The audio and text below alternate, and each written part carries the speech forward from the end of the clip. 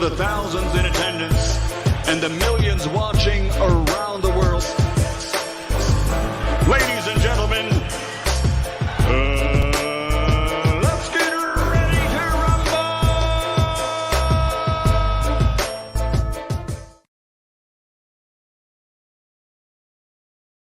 Yeah. What's up? This is Buckles Malachi Williams in the building.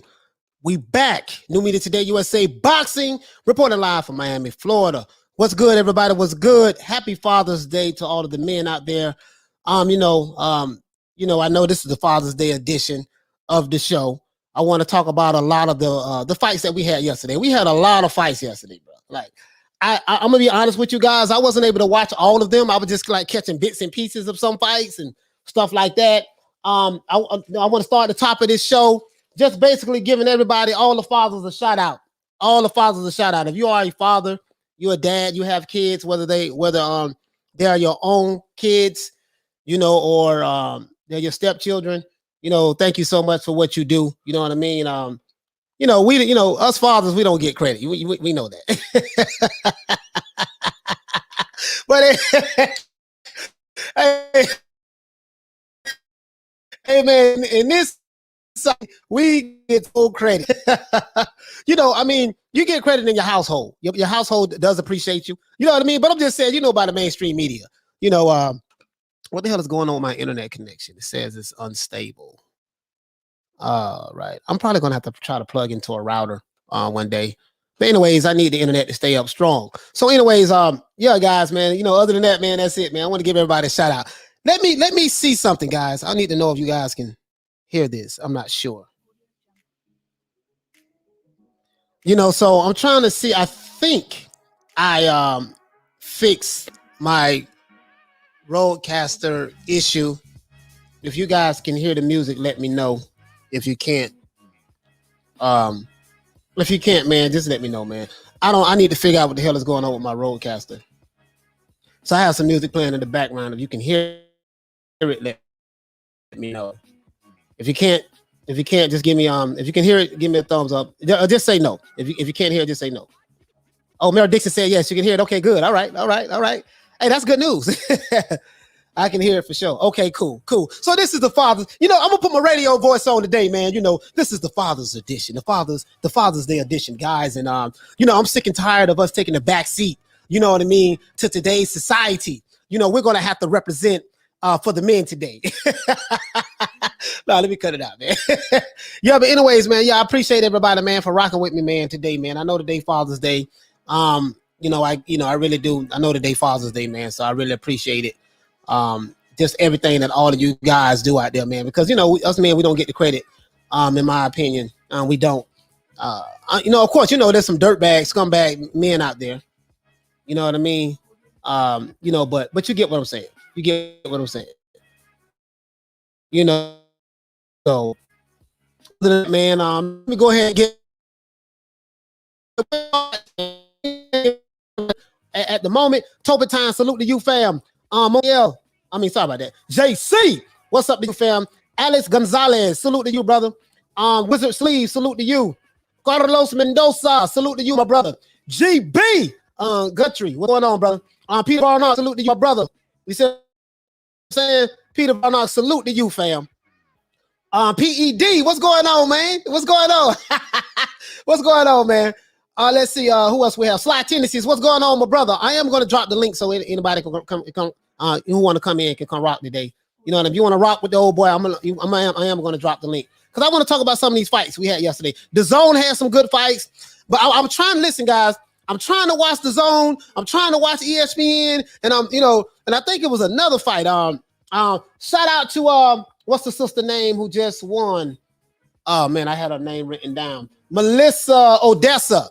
She won in a Melissa Odessa won in a 10-round unanimous decision. I think she fought. Oh man, guys, please forgive me. I am so unprepared. Melissa Odessa. I forgot who she fought. As a matter of fact, here it goes. Melissa Odessa fought Calista Salgado. She won in the 12-round. In the 10th round unanimous decision. So shout out. I like to support women's boxing. So shout out to Melissa Odessa. You know what I mean? You came through. You came through. You see what I'm saying? But anyways, let me finish. Shout out to the Sly Tendencies, my brother Sly Tendencies. Shout out to Chris. Chris, what's going on, fam? Kazenovi. Shout out to you, my brother. Corn Kid, salute to you. Sly Tendencies, let me go ahead and get the super chat out the way. Let me know if you can hear this super chat. Hey, Leroy. Super chat received. If you can't, let me know. Playtime's over, boy. Shout out to the Sly Tennis. He say all daddy get is big piece of chicken.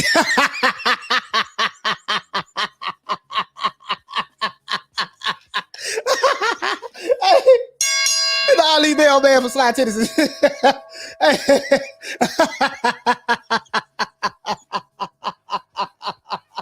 Hey man, that was funny, man. I needed that. Hey, shout out to my main man, Philly Fly. Philly Fly, what's going on, man? G Funky Boxing, what's going on, my brother? Merrill Dixon, what's going on? My brother Charlo, what's going on, fam? OD 327, what's happening? Hey, that's what my little brother say. He say what's happening. You know, supposed to be what's happening, but you know, that's you know, these kids, you know, they use a lot of slang. So, anyway, anyways, shout out to Toby Barlett, man. Shout out to Jay Rodriguez.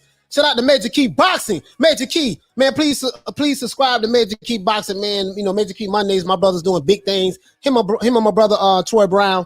You know, Troy Graham. Sorry about that. I'm talking so fast, man.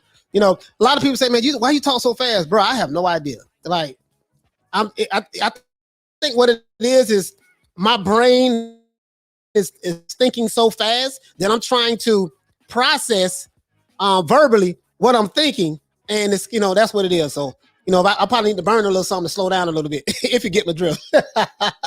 Anyways, shout out to Bacon and Eggs.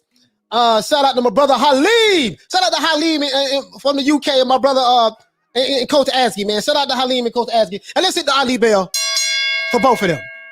Anyways, let's see. I am Dave. What's good, brother? Toby Barlett. What's good? What's good, family? Wizard Sleeve. What's good? Bacon and Eggs. What's good? My brother Shelton Moore. Let me go ahead and drop that link for Shelton, man. I'm sitting here running my damn mouth. I don't even drop the damn link for my co-host. Damn. Trying to see, man. Oh, sorry about that, Shelton, man. You know how I get to running my damn big ass mouth. You guys know I be talking so damn much. I admit it. Like, if anybody tell me, Coach, you got a big mouth, you talk too much ish, you 100% correct. You're right.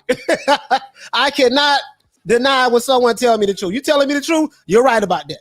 So if I get out of line, just say, hey, man, Coach, you need to slow it down. You're talking too much. Let me know, man. I won't take it personal because I know that I do talk fast and I know I talk a lot. So I know that. So, you know, anyways, but that's just who I am, guys. I can't help it. You know, I get happy and excited. I be happy to being alive with you guys. You have no idea.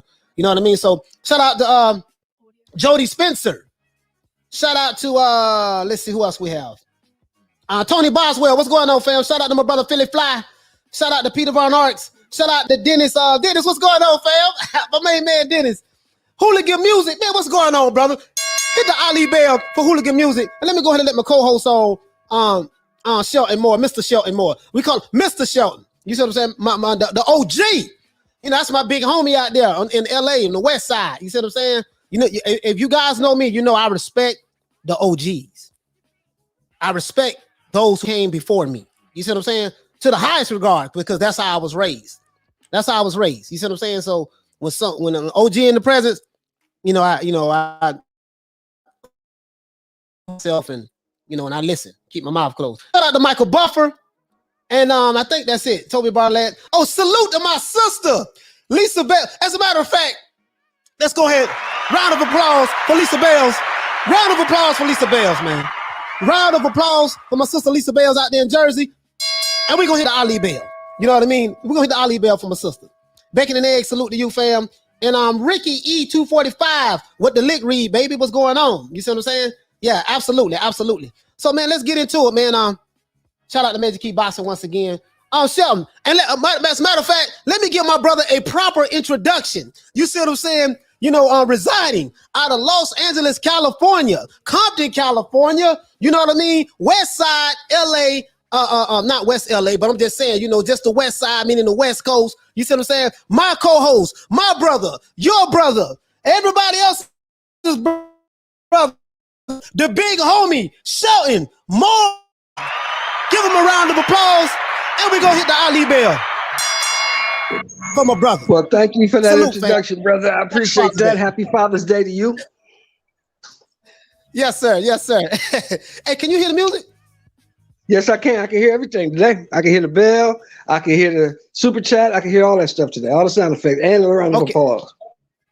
Okay, I you know what? I fixed it, Sean. I realized what went wrong. You know what I mean? So I realized what I did. You know what I mean? So let me go ahead, man. And hey, Sean, listen, man.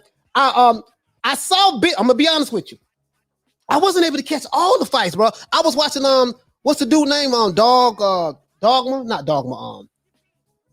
The brother from Africa. He was fighting Isaac Dogbay. Dogbay. Yeah, I watched his fight. Man, it was just his fight. How did he do, Coach? I'm gonna be perfectly honest with you. And sorry about that. Y'all started watching the Jermall Charlo fight card. Connection is unstable. Why am I having unstable internet connection today? I have no idea. But anyways, yeah. So how did he do, Coach? Did he win? You know what? That's a great question. We fixing to find out right now. I didn't watch his fight. Hey, do anybody know won the dog bow fight? Maybe anybody? Bo knows. Anybody in the chat know who won the dog bow fight? Oh, he said dog bow. What's up, fella? He said dog bow won. What's up, Bo? Oh, what's going on with you, baby? Hey, as a matter of fact, hey, hold on, Bo, you can't talk right now. Right now, we have to give you a proper introduction. You see what I'm saying? Resulting from a location unknown right now at the moment. My brother, your brother, the international brother, my main man, Bo. Let's give him a round of applause. Hey, what's going on, fellas? Let's hit the Ali bell. Hit the Ali bell from my brother. Hey, what's going on, Bo? Hey, what's happening, man? Happy Father's Day to y'all, man. Same to you, brother. Yes, sir. Yes, sir. Yes, I appreciate it. Hey, Paul CH, you say Dog Bow won? Oh, Dog Bay? Okay, yeah, cool. I watched Dog that Bay, fight Dog last Bay. night. I ain't gonna lie, man. I'm not gonna. I saw most of the fight, and I did see the end. He was getting hit a lot, bro. Like, I know the guy he was fighting was taller. I kind of thought he lost that fight because the guy he was fighting, he always gets hit a lot, Coach. Yeah, he does. Well, I watched that whole fight, and honestly, I thought that fight was a draw.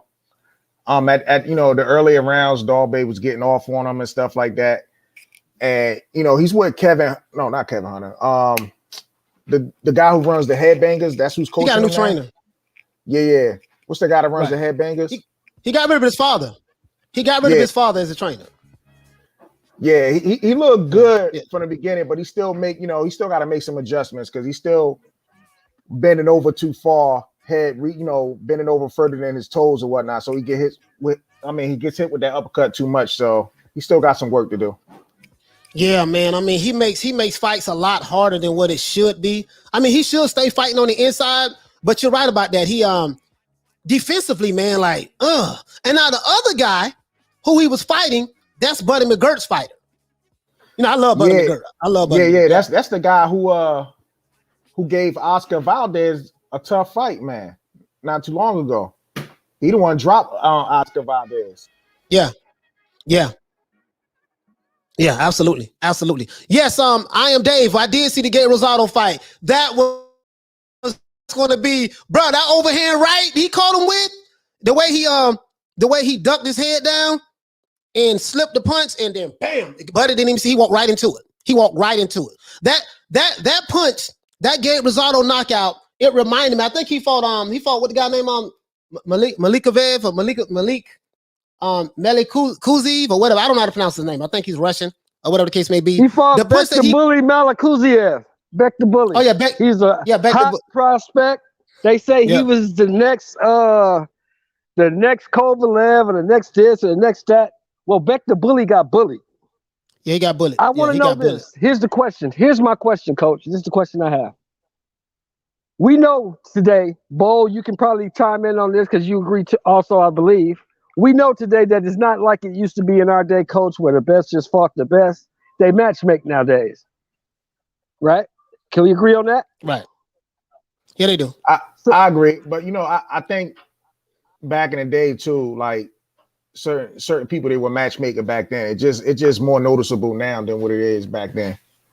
Very much so. Yeah, now, this is the question I have. They matchmake back then. Here's the question I have, though. Who was the dumbass that decided to put a 7-fight fighter in with Gabe Rosado? That's stupid. That is not very smart. It's not smart. I'll say this. I'll say this, Shelton, and I'll say this. Rosado has like what, 13 losses, 12 losses, something like that. Right, 13. 13 Yeah, losses. he has some. So they figure, okay,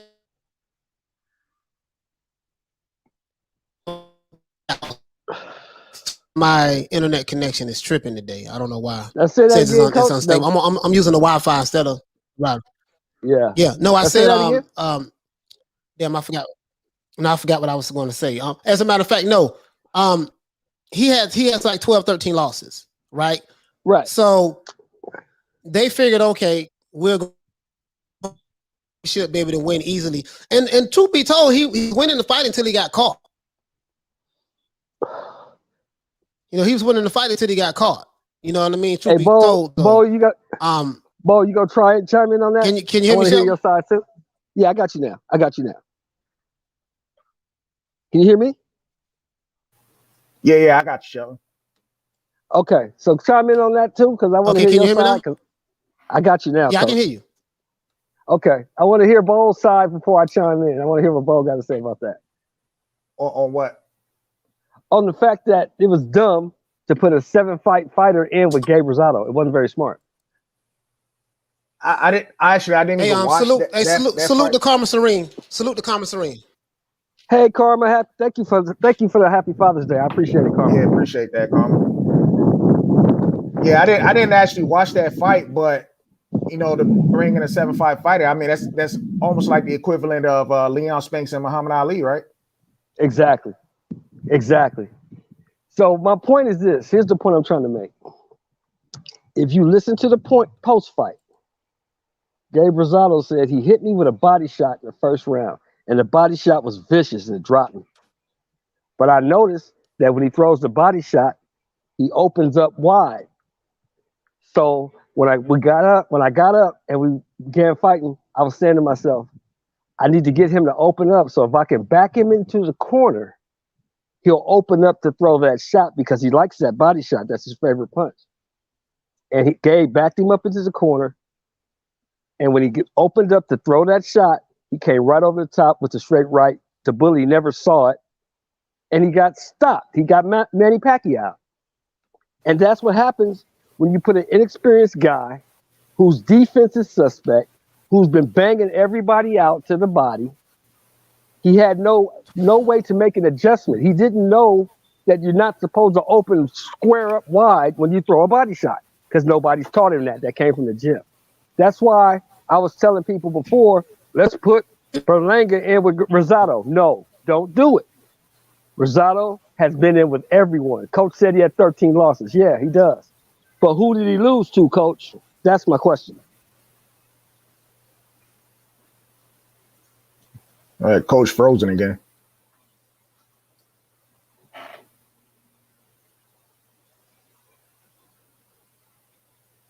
Hey, Shelton, I can't hear you on mute. I said either you or Shadow can answer. Till Coach comes back. I can't stay, man. I just wanted to hop on and say Happy Father's Day to everybody, man. I'm about to go leave with my son right now. So anybody, Happy Father's Day to you, bro. And even if you don't have a son or a daughter or whatever, Happy Father's Day to everybody, man. We had a great weekend of boxing.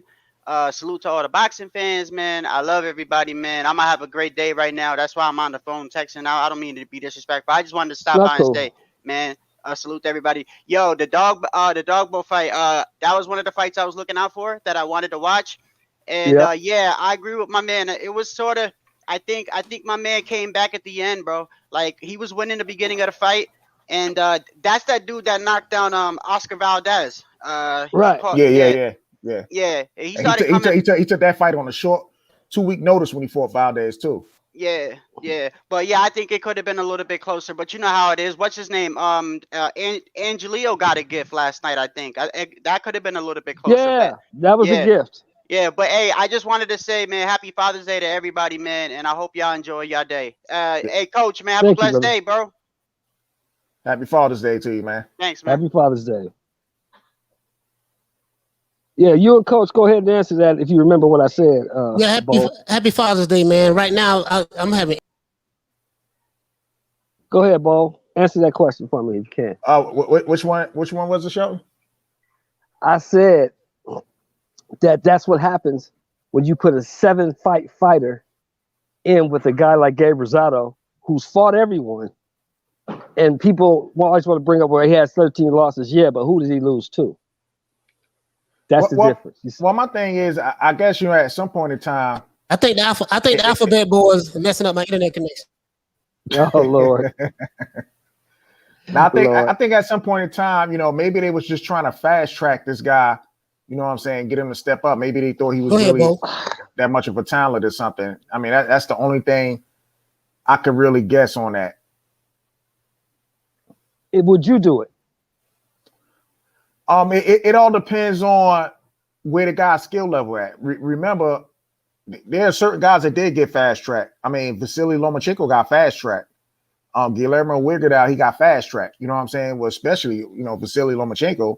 You know what I'm saying? It all depends on where the experience level is at, how confident you feel in this person. And that's my argument with Vasily Lomachenko fans. He got fast tracked. He's this, he's that, the youngest this, that. Yeah, but who did he fight? He got 2 good wins on his resume. He got Gary Russell Jr. and he got Jorge Linares. Well, what was that? The Jamaican dude that was that he fought that they actually thought that was going to beat Nicholas Walters. Nicholas Walters, very limited puncher, knocked everybody out, had no skill. But before I say again, who did he fight? Who did he beat? But here's the thing, Shelton. Before that fight, a lot of people thought Nicholas Walters was going to give Lomachenko some real problems. That's the casuals and people who don't, as Roger Mayweather, the late Roger Mayweather would say, that's the casuals and people who don't know shit about boxing.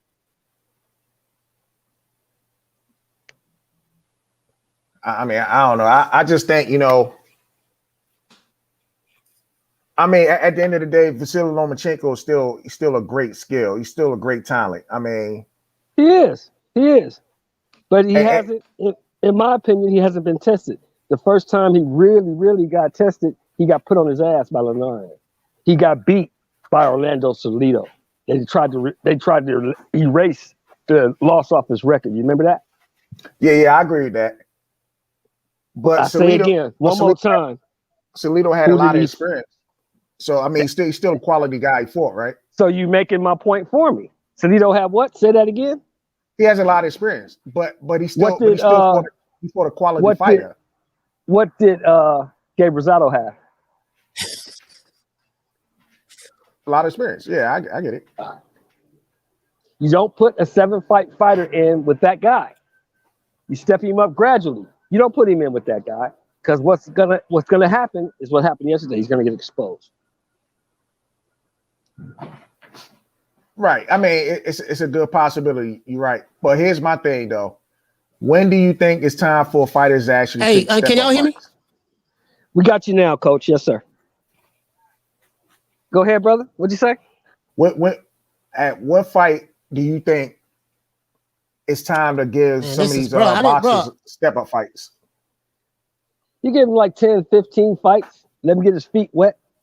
I kind of like the way they working with Big Baby Anderson, but I don't like this fight for him because this guy, even though he's been in Russia the whole time, he's 22-0, 17 knockouts, 1 draw. So I don't know if this is the right time. We gonna see what Big Baby got because he's getting in there with a guy who got experience this time. It's not an Uber driver. This is not a guy who works for Postmates on the weekend. You know what I'm saying? This is a guy that can fight. obviously. You got 22 wins, no losses, 1 draw, 17 knockouts. So we'll see what Big Baby's about. Now, at the end of the day, what level is this Russian guy on? Has he fought, any top contenders? Beck the Bully? No. You said the guy Jared Anderson supposed to be fighting. Oh, I don't know. We don't know anything about this guy. But we've already established that in prior shows, right, Bo? Just because you never heard of him doesn't mean he can't fight. Yeah, I agree with that. But it also depends on the level of fighters, opponents that they fought too, because you could fight, 15 fighters, but you fighting some killers, and then you could fight like 40 people, and you fighting a bunch of nobodies. The only person I see right now that has proven that they got skill, that have been fighting tough fights for 15, 16, 17 fights is Josh Taylor. The rest of these dudes ain't fought nobody. What about do we agree on that? What about Teofimo Lopez? Teofimo Lopez has fought some tough guys. He has. Okay. He beat Lomachenko. He's fought some tough guys. Teofimo Lopez, no matter how much people dislike him or dislike his father for the antics and the way they talk, the guy can fight. The guy's proven. He's a proven guy. But this guy yesterday, my point back to this guy yesterday was not proven. He hadn't fought nobody. And you take him from nobody to Gabe Rosado, this is probably the result you're going to get. That's why I was so against them rushing Edgar Berlanga in there with Gabe Rosado. Edgar Berlanga is 17 fights in, and he's still fighting 8-rounders. You see where I'm going with this? Yeah, I agree with that. But I right now the pressure is on him because he's becoming real marketable with all these knockouts and stuff. So they might give him a step up fight real soon. Well, he just had his step up fight in his last fight, but they might give him even more of a better step up fight next fight. He should, at 17 fights in, he should not be fighting 8 rounds any longer. He should be fighting nothing less than 10-round fights, in my opinion. I agree with that, but it also depends on the level of opposition as well.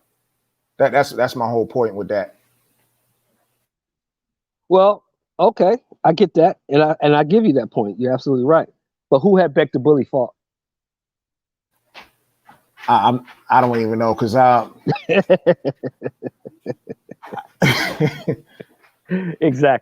Exactly. He ain't fought nobody in those 7 fights to prepare him for what Gabe Rosado was going to bring. Everybody else he hit with that body shot in the first round, they probably crumbled, right? Pretty much. I wish I saw that. Got up. I wish I'd have saw that fight yesterday. I did see the knockout somebody posted on YouTube, and I was like, golly, man, this dude got folded. Yeah, he got Pacquiao. Yeah, when you fall forward like that, man, it's pretty much over. Yeah. Now, yeah, Paul CX said it perfectly. It'd be like putting the 7-fight heavyweight in with Chisora. You can't do that. He's gonna beat him up. Now, what do you think of that Naoya Inoue fight last night? He's the truth. He had a guy in there who wasn't supposed to be in the ring with him, and he dispatched him quickly with body shots. He dispatched that guy with body shots. I can't hate on that guy any longer. I want to see him in with some real comp. He already fought my man Donaire, and they went to war. They went to war. I heard. I didn't see that fight. I got to watch it. Yeah, they went to war. Yeah, that was a good fight. That was in a tournament too, right? And he got his orbital bone broke and his ribs busted in that fight. So we know Donaire can still crack even at 38 years old. Yeah. And now here's the thing, man. I see guys coming out with this narrative already on Naoya Inoue, and I was gonna make a video on that, but I was like, you know what?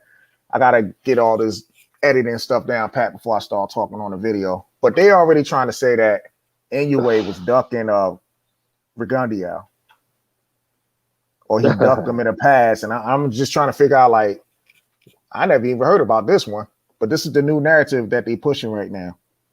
Oh yeah, you know they gotta come with a narrative. All of a sudden they gotta discredit the guy. Look, this is what's supposed to happen. If you in the ring with a guy who's not supposed to be in the ring with you, you get rid of that guy. That's exactly what he did. Now, I was shitting on this guy all last week. Anyway, I ain't too worried about that fight. I don't really want to see it, blah, blah, blah. But he's impressive. He's impressive.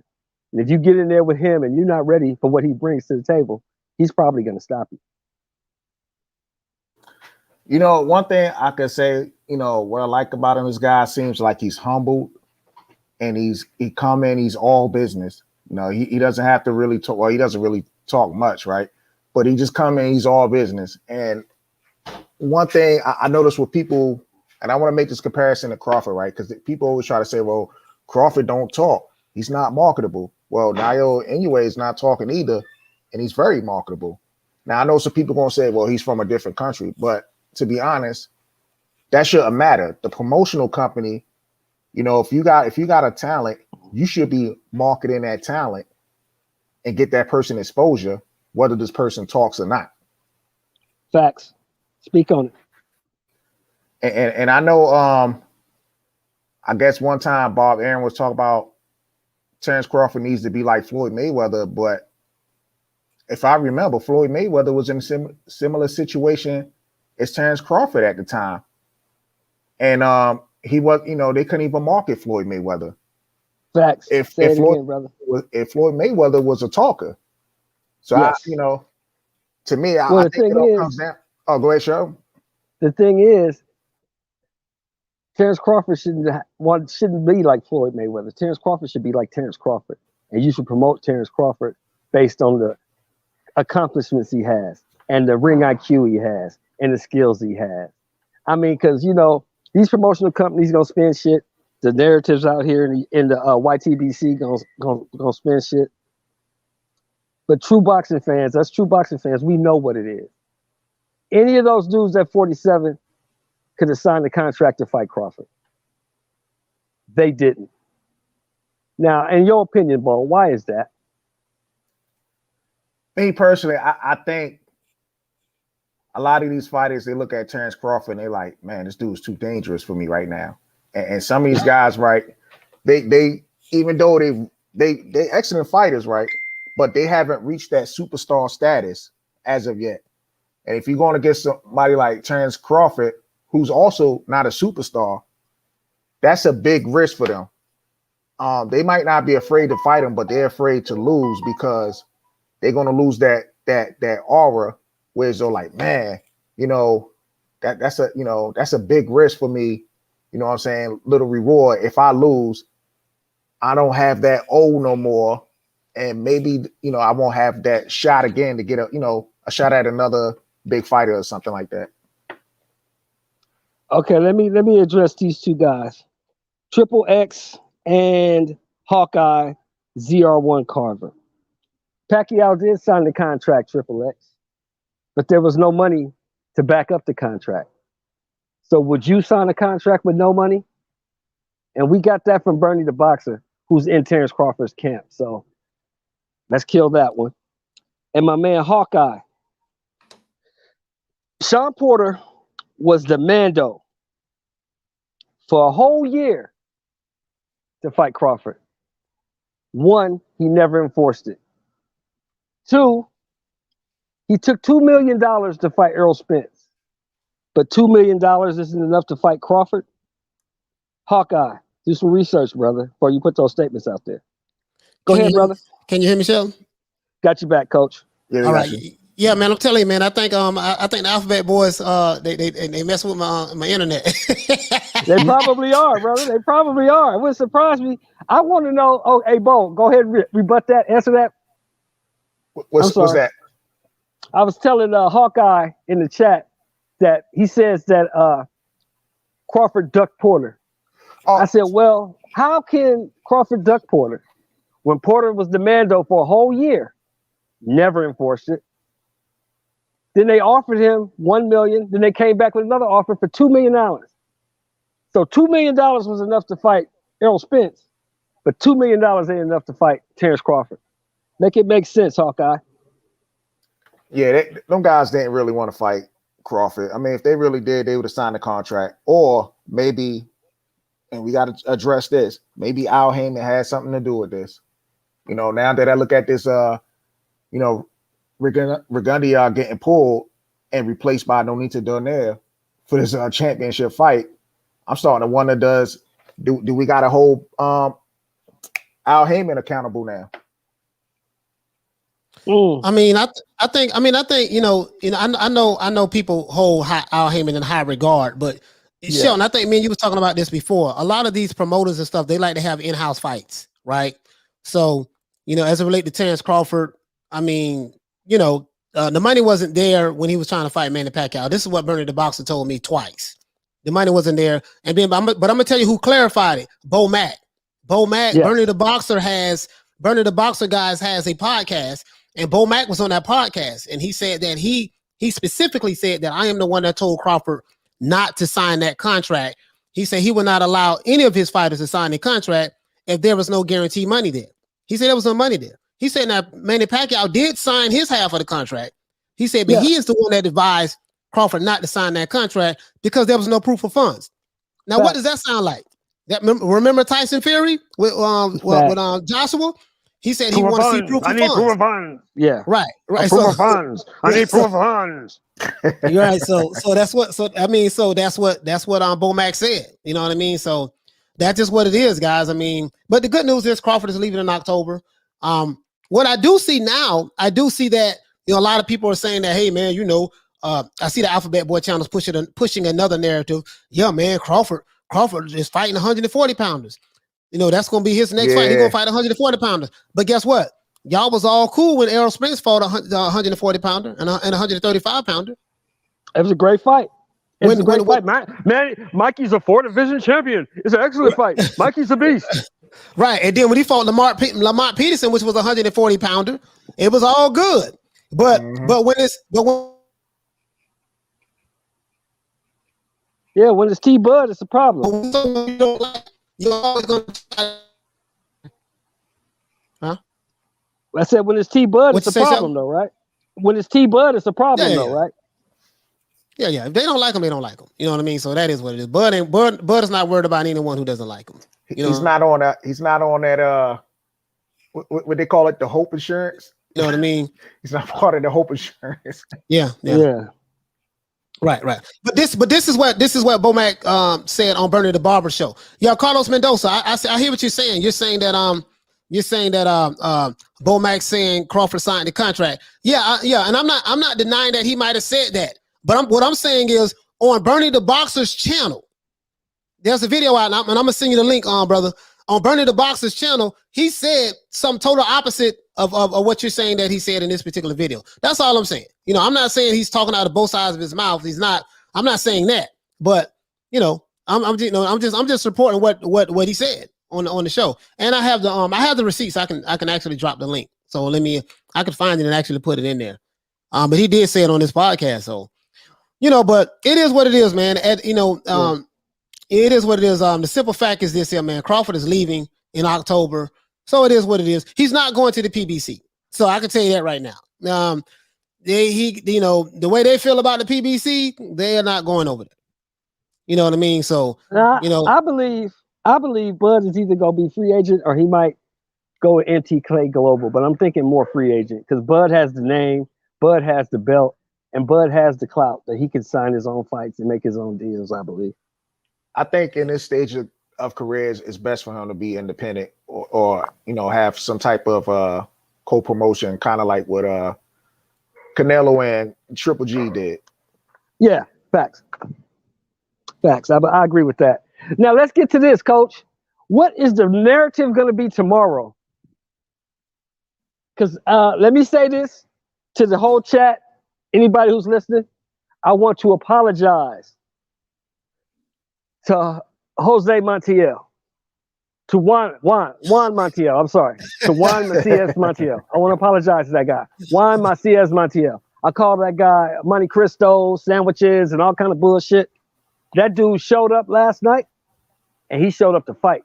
He took all the Maul's best shit and kept coming. So I'm gonna ask you this, Coach.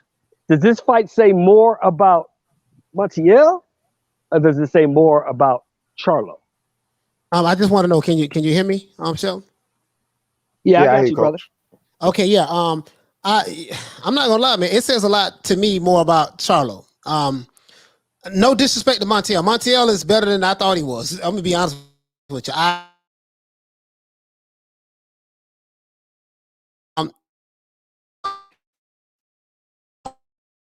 And I still kind of feel that way, but that guy is better than I thought he was. Or Jermall Charlo doesn't have the power that I thought he had, because he hurt that guy several times in the fight. But then apparently I saw some rounds. You might not just go back and look at that fight.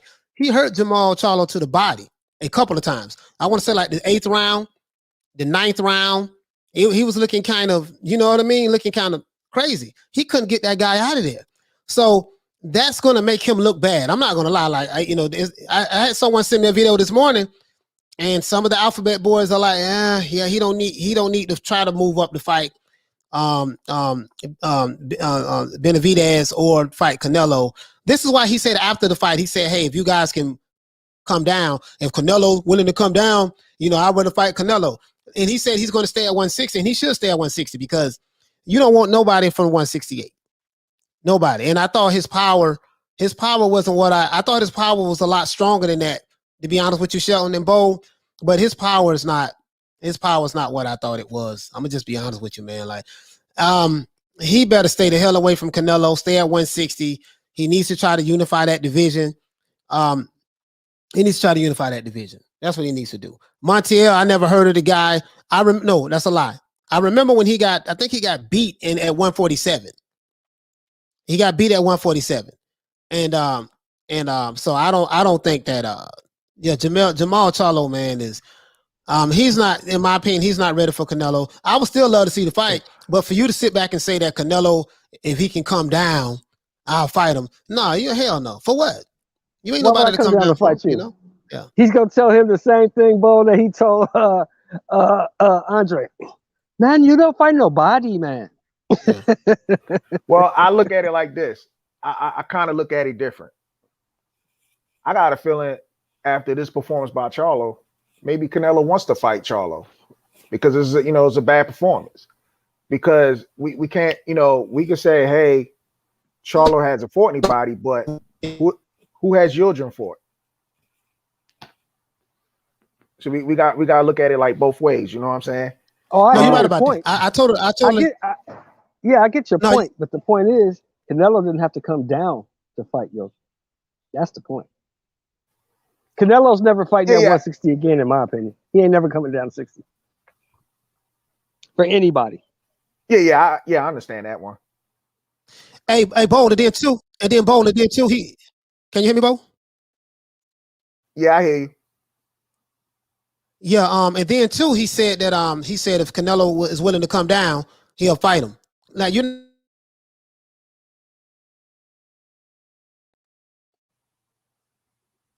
Hey, Coach, you just cut out. No, I said, why should Canelo come down to fight you? Canelo's not going to come down to fight him. Yeah, I understand. I mean, Canelo's the cash guy. He's the one who's going to dictate, what weight class, what's this and what's that. I think if Charlo really wants to fight Canelo, he's going to have to meet his demands. He's going to have to move up. Maybe they do a catch weight. Super chat received. Playtime's over, boy. Go ahead, Bo. Now I'm saying, like, I think maybe, Charlo's going to have to move up to get that Canelo fight, or maybe Canelo might do a catch weight or something. But he's going to have to meet Canelo demands if that fight was going to happen. Yeah, Canelo's not going to come at no catch weight. Not for him. He's not going to do it. Let me ask you this, Bo. Seeing the fight last night, was that just ring rust? Was that just ring rust? A bad night for Charlo, or did we see what Charlo really is? I think it was just probably a combination of him having a bad night. Montiel might be better than advertised. Or, I think it's just a combination of both. I mean, sometimes people have tough fights against, nobodies, but then they show out against somebody. So It could be just like the matchup thing. Maybe this guy was he was very well matched up against Charlo.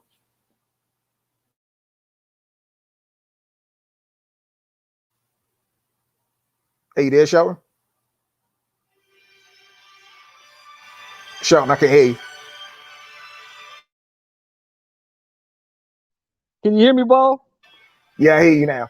Okay, I'm gonna read this comment. It made me laugh. Let me get back to it. There it is.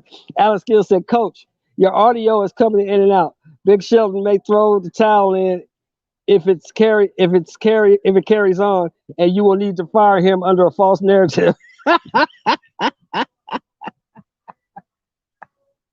Yeah, that's true. That's true.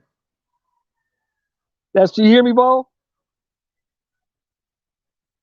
Bo, you hear me? Yeah, I hear you. I said, you hear that comment I read?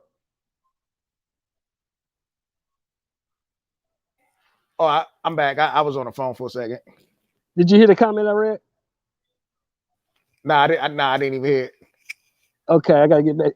Alan Skill left a comment. He said, "Coach, your audio's coming in and out. Big Shelton may throw the towel in if it carries on, and you will need to fire him under a false narrative."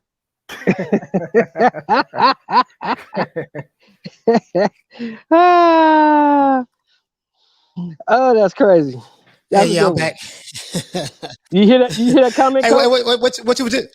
No, what happened? Alan Skill said, "Coach, your audio is coming in and out. Big Shelton may throw the towel in if it carries on, and you'll need to fire him under a false narrative."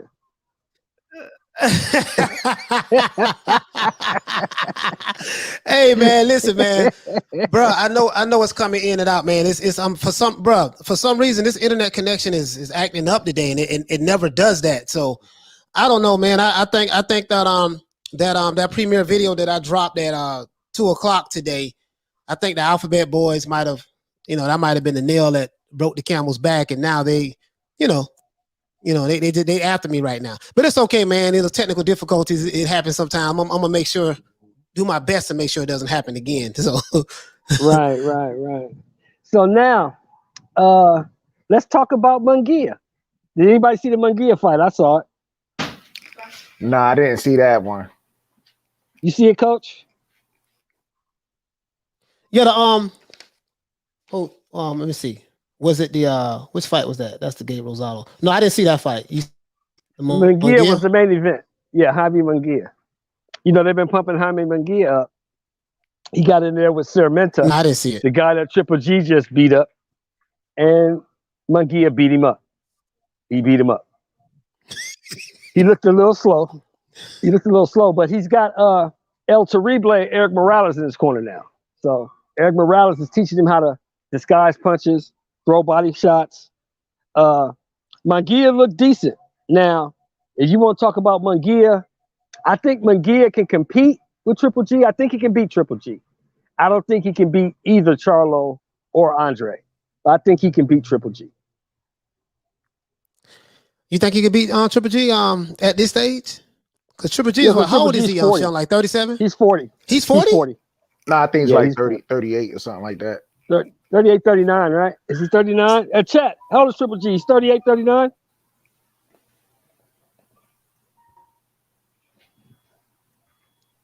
I don't know exactly. Hey, what's up, exclusive? What's up, brother? Yeah, he's 39. He's 39. Yeah, he can beat. I think he can beat. He's 22 years old. Same thing. Yeah, he's 22, 23 years old. I think he beats Triple G just on work rate and youth. Charlo's too much for him. I think Andre's too much for him. Hey, Coach, I got a question. So what do you think of this new narrative that they already spinning about Naoya Inoue was ducking Rigondeaux for like a couple of years now? I don't, I'm gonna be honest with you, I haven't heard that, but if that is the new narrative, that kid just started boxing not too long ago, right? He only have like what, 17 fights? I think just for like 20, 21 fights or something like that. Yeah, I mean, he looks real young. I don't know how old he is, but he looks real young. And Rigondeaux has been boxing for a long time, so I I won't say. Wasn't anyway in the tournament? What was that tournament at 118?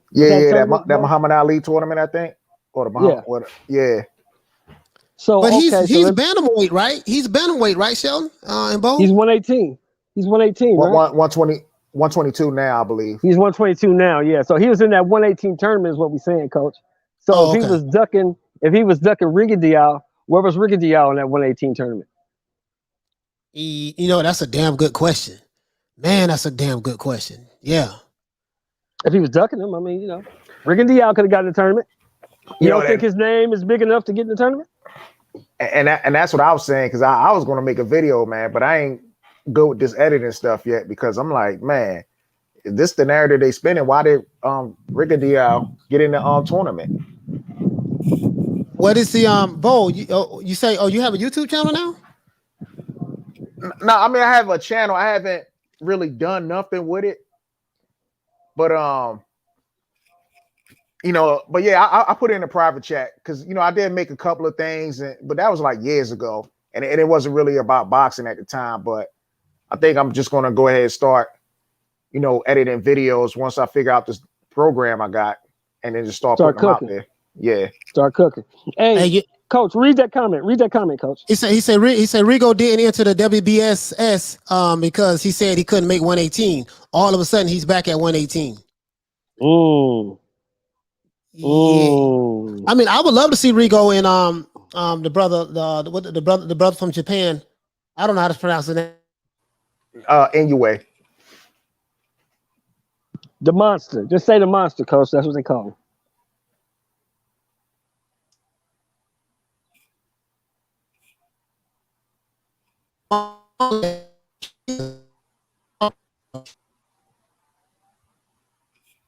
Yeah, Arturo Vargas. You're right. That's the only fight I want to see. I like that kid. He has power. Yeah. I was reading Arturo Vargas's comment. He's right. That's the only fight I want to see at 68. Canelo versus Benavidez. I don't want to see him fight nobody else. Canelo versus Benavidez. Yeah. Yeah. I don't want to see him fight nobody else. That's what I want to see. I don't care about fucking Plant. I don't care about none of those guys. Do you think that Plant and Canelo fight is going to happen? Yeah, it's going to happen. Definitely going to happen. I think in September. It's going to be up to Plant, because Plant talk about he want this amount of money. He's going to get it. Yeah, he's going to get it. They're going to give it to him. That fight's going to sell out. Canelo, Mexican Independence Day, that fight's going to sell out. Wherever they have it at, it's going to sell out. And Plant going to get the Hebrew shit beat out of him, no matter when they do it. Plant's not going to beat Canelo. Man, Plant is not going to beat Canelo at all. I totally agree with that. Plant don't stand a damn chance. His ass going to get planted, in my opinion. Yeah.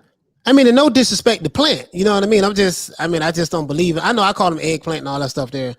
You know, just cracking jokes. Yeah. But now let me ask you this, Coach. Exclusive News Insider has a question for you, Coach. Tank Barrios, who you got, Coach?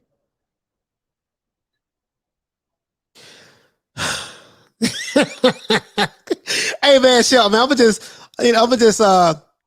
damn, y'all put me in the corner on this one, man. Man, I'm gonna just go with Tank, man. I'm gonna just go with Tank. Hey, cause I know Shelton go with Mario, so I won't even mind if I'm wrong on that. I'm just go with Tank, man.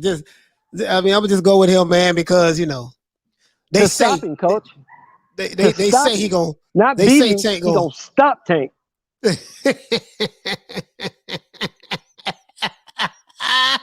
Boy, Shelton, let me tell y'all something. Shelton is going to come up like a fat rat if that happened. If that happened, because he's literally the only person on the internet that's saying that too. I'm gonna be like, that's right. You heard, big bro. He said he the one said it first. Well, stop his ass. I just think the height difference, the size difference is too much for Tank to overcome. And the reason I'm saying that is this. Tank destroyed everybody he fought at 126 and 126 is coming up to 130. He destroyed everybody at 130. He got to 135 with my man from Puerto Rico, Gamboa. Right? Cuban. Gamboa tore his Achilles in the fight. Gamboa came up from 126. And he had trouble with Gamboa. So if he couldn't get an Achilles torn Gamboa out of there until the 12th round with accumulation of punches, and the guy was already injured, and he was getting touched up in that Gamboa fight, I think Barrios is too long, too big. Barrios is established at 140, and I think he gonna beat Tank up. You know what? Hey, listen, Bo, I'm gonna say something. Sheldon, I'm gonna say something. Honestly, after what I saw after what I seen last night with the Montiel and Charlo fight, if Barrios can take Tank punches, and he gonna get that boy problems. And Tank is gonna have to try to get him out of there early. But if it go into the later rounds, and if he can take that punishment and then dish punishment, because if you can take it, he's gonna have to bring it as well. That's gonna be problems. That I could see that being problems, because it could be a fight to where they think, hey, this is a cherry pick. Tank can probably beat this guy. We're gonna make Tank do A, B, C, and D. But in actuality, that's a possibility, man. I'm not gonna lie to you, man. I'm just going with Tank, because I don't even know where I'm going with it, because I guess he's.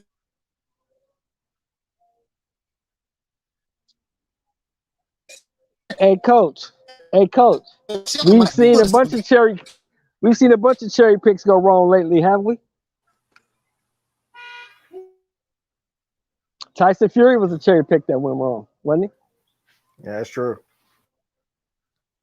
Yeah, he was. He was a cherry pick that went wrong. Look, my man yesterday, what's his name? Beck the Bully. That was a cherry pick that went wrong, wasn't it? Absolutely. And you know what, too? It depends on what I'm anxious to see what kind of game plan that Tank would come with, and what kind of game plan would Barrios come with. I think Barrios should probably try to keep him at the end of the jab, at the end of his all of his punches. Yeah. Facts. Keep him out away from the body, jab the shit out of him, and when he tries to come in, catch him with that overhand right. And Barrios can't crack. You know what? You're right about it. He can crack. Toby Barlett said, I want Barrios to win, but I can't see Floyd risking Tank in a risky fight. The thing is, Toby, sometimes you can pick somebody who you think is going to be a good matchup, and it ain't. Right. And stop. And I want you guys to stop running around here in the chat, please, acting like Floyd Mayweather is just infallible. Floyd knows a lot, but Floyd's not perfect. Floyd don't know everything, and Floyd don't know if this guy can beat this guy or not. Nobody knows who can beat who until they get in the ring. Now, we have a good idea of, based on skill sets and past fights, who can beat who, but we really don't know. We really don't know until they fight.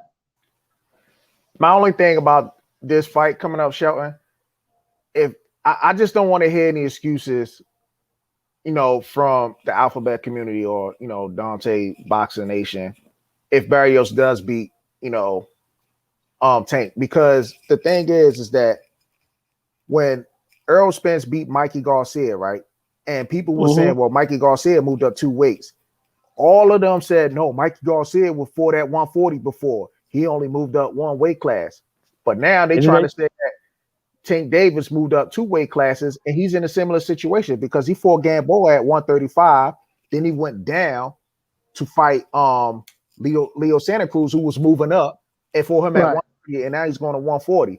So my thing is, if Barrios beat Tank, I want them to give the same energy that they said Errol Spence outboxed Mikey Garcia. I want them to give that same energy to Mario Barrios. They're not. It don't fit their narrative. It don't fit their narrative, bro. Yeah, they're not, Bo. They're not. Those guys are they're pretty much pro PBC fight supporters, and they're not going to give, because they don't have an objective bone in.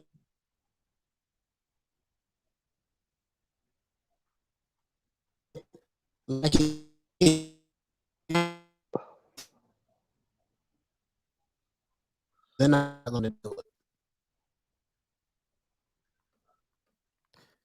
What do you think about that, Sheldon? Say it again, Coach. You broke up a little bit. Sheldon, now Yeah, I know, man. This is the internet. Yeah. I'm going to try to get this internet straightened out. Let me try to get it straightened out. We're not going to get it live. Let me just try to get it straightened out right quick. No, I say them. It doesn't fit their narrative, so they're not going to give them credit. No, they're not going to give him credit. They're not going to give him credit. If Barrios wins, they're going to say, well, Tank moved up. He was daring to be great. The guy was just too big. Little LB told him not to take the fight. Floyd told him not to take the fight. It's going to be all that shit. They got excuses already built in. They already got the excuses built in. Not only that, but they might say that the sport of boxing is conspiring against Tank, and they may try to. No, I don't think they'll go that far. But I know the Alphabet Boys will probably do that. Tank won't do it, but the Alphabet Boys will probably do that because their whole thing is race. If Tank gets dropped, they're gonna say it was a long count, and this happened, and that happened, and the ref was on the take, and it's gonna be all kind of bullshit. I mean, I'm sure. We say Big Shell, and I'm sure that Tank will win. That I am willing to bet you 10 pounds of coach's money. I'm not betting on that fight, man. Hey, listen, man. Why don't you bet your money, Alan?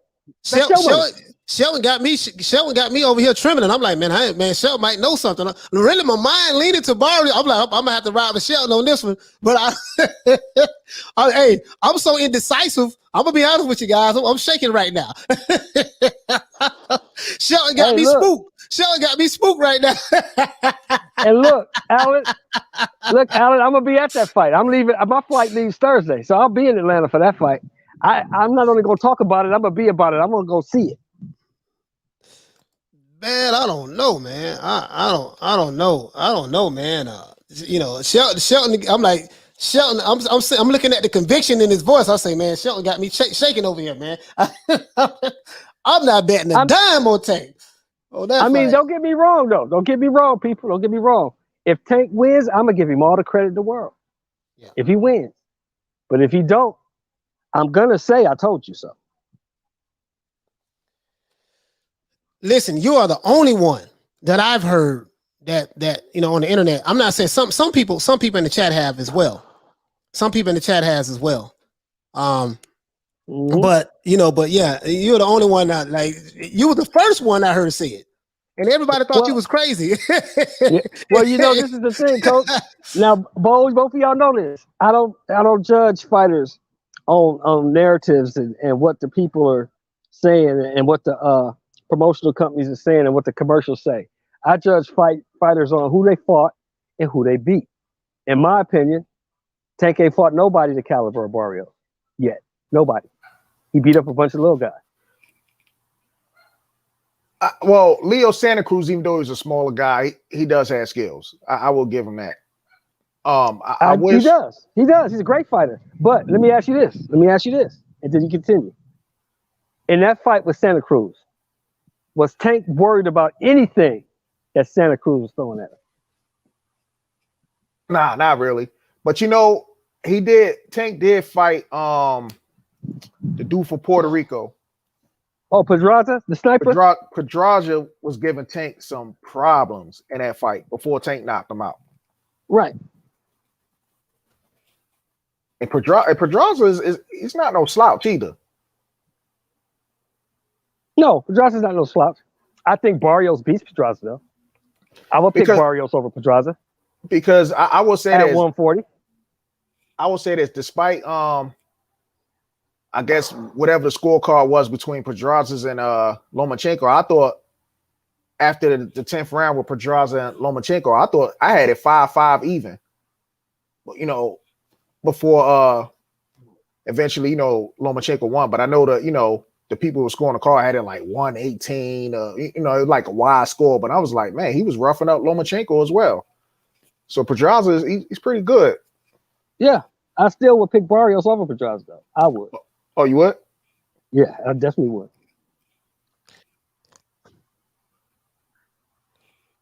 Yeah. Hey, this is what I'm gonna do. Sheldon, can you hear me? Got you, brother. Can you hear me, Bo? Yeah, let me go ahead and see can I get this notes. Y'all stay on the rock. If you don't hear nothing from me, just give me about 5 minutes. Let me see can I get this internet working better. Cool, right. cool. So we talked about Munguia. You didn't see it, Bo. You slacking. We talked about We talked about anyway. You saw that. Yep. Let's talk about. Well, I got one. I got one. Which what one? about this Deontay Wilder dent? Like, you see one picture from last year where the dent was towards the temple.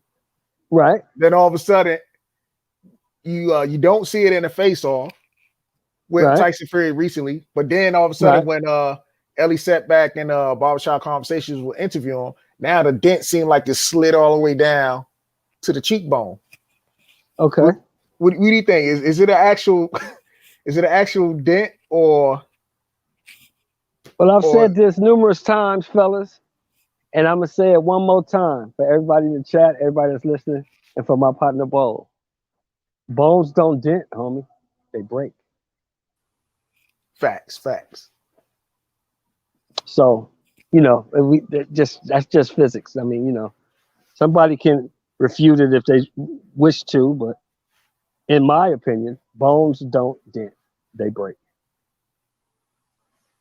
Shoot, my thing is this though. I'm like, well, if he had a fracture skull or whatever, I wonder when was the surgery, and why is he getting back in there real soon if he had a fracture skull? I mean, hey, shit. Well, maybe the juju, he used the juju that Fury put on him to heal his dent. Think about that. Oh man.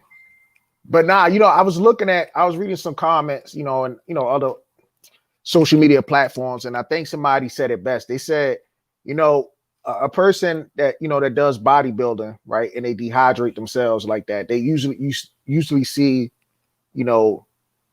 indentions in a face and stuff like that. And I guess that's what they were saying. Like Deontay Wilder's skull wasn't fractured at all. That's just from burning a whole bunch of calories and losing weight, and pretty much. Could have been. I believe so. I don't believe there was a dent. I believe it may be a hematoma.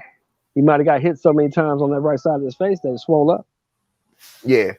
But even but what about I guess the other day, that's what they showing. Do you think that has something to do with it from the fight the last time? No. It don't have nothing to do with the fight, man. It's just the dude couldn't accept the loss, man. That's all it is. I mean, it seems like we beat the dead horse, bro, but the dude couldn't accept his loss. He couldn't accept his loss. That's all it was. I mean, I got two interviews sent to me yesterday. One with Bernardo Suna from ESPN, and one with the Charlo from Fight Hype. Now, in the Bernardo Suna interview from ESPN, the guy said that he takes all responsibility for what happened in the fight. He can't blame nobody but himself. And then in the next sentence, he says, but Fury cheated. So if you take responsibility, but then you say Fury cheated, which one is it? And why didn't you address it? It's my question. Yeah, I don't understand that one. And to be honest, I'm surprised, if Fury feel as though, he's getting falsely accused, I'm surprised he hasn't even filed charges or anything. I honestly, I think it's so silly at this point. In Fury's eyes, I think he's just basically probably upset. And it's so silly at this point that he don't even want to address it. And who wants to keep beating the dead horse? Okay, I cheated. I did. All right. Well, we're going to fight again, and we'll see if I cheated. Fuck it. I didn't want to fight you, but they're forcing me to fight you. So now I'm going to fight you, and we'll see what happens. And that's all I want to see. Let them fight. Let's see what happens. Mm-hmm. And then we can make our decisions from there. But I'm with you, bro, on this point. If he wins, I give him the credit he deserves. He's a champion who came back. He bounced back from his loss and regained his title. If he loses, I don't want to hear nothing. I don't want to hear no excuses. I don't want to hear any of that bullshit. So let's just let these guys fight, man. Let's stop beating the dead horse. So now the video is fake. Joseph Nicholas. Joseph Nicholas. Now the video is fake. The video from the beginning, right after the second Fury fight, has always been fake, bro. It never was true. The brother never had a dent in his skull. Bones do not dent. Bones break, bro. He never had a fractured skull. If he had a fractured skull, it would have took him at least a year to maybe, if he would have ever gotten clearance to fight again. So let's stop with that. Bones don't dent, they break. My thing is, after this fight, I could see, let's say if Wilder wins, do you think he's going to retire if he does get his revenge against Tyson Fury? No, he won't retire. But I tell you this, I will say this. I believe, and this is my opinion, the chat probably gonna go on fire. I don't believe Wilder has any interest in being undisputed. I don't think he cares anything about that. And I say that because of this. If you're the undisputed heavyweight champion in the world, you know what that means? That means you can no longer pick who you fight. You have mandatories. I don't think Wilder wants to fight a mandatory. As a matter of fact, in the chat, anybody, how many mandatories has Wilder ever fought? Well, I know he fought Brazil, right? That was his mandatory. I think that's the only one I could think of. But I know he didn't fight Dillian White.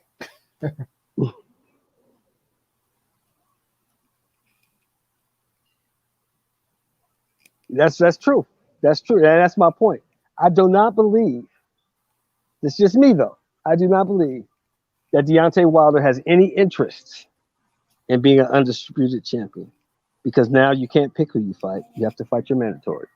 I don't think he does. I think if he gets that belt back, he gonna hold on to that belt and pick his fights because his name and his stature in the sport will allow him to do so. You see what I'm saying?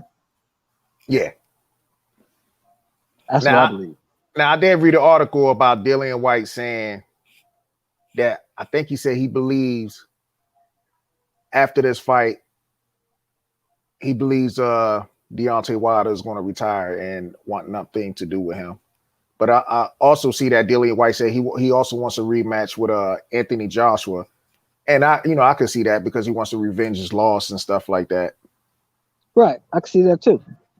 I can see that. He won't beat Joshua, but I can see it. I can see it happen. My only thing with Joshua, I like Joshua, but my only thing is every time he mixes it up, he seems to get clipped right in between the exchanges. Because he got clipped with Dillian White. Yes. And he recovered. And the same thing, like he got clipped with the Russia guy that he fought when he won a title. Forgot his name. Oh, Klitschko. Yeah. And the same thing with Ruiz. He gets clipped, right in between the exchanges and stuff. And I think that's just a flaw he needs to fix. Yeah. Yeah. Yeah, I agree with that. He can be touched and he can be hurt. We know that.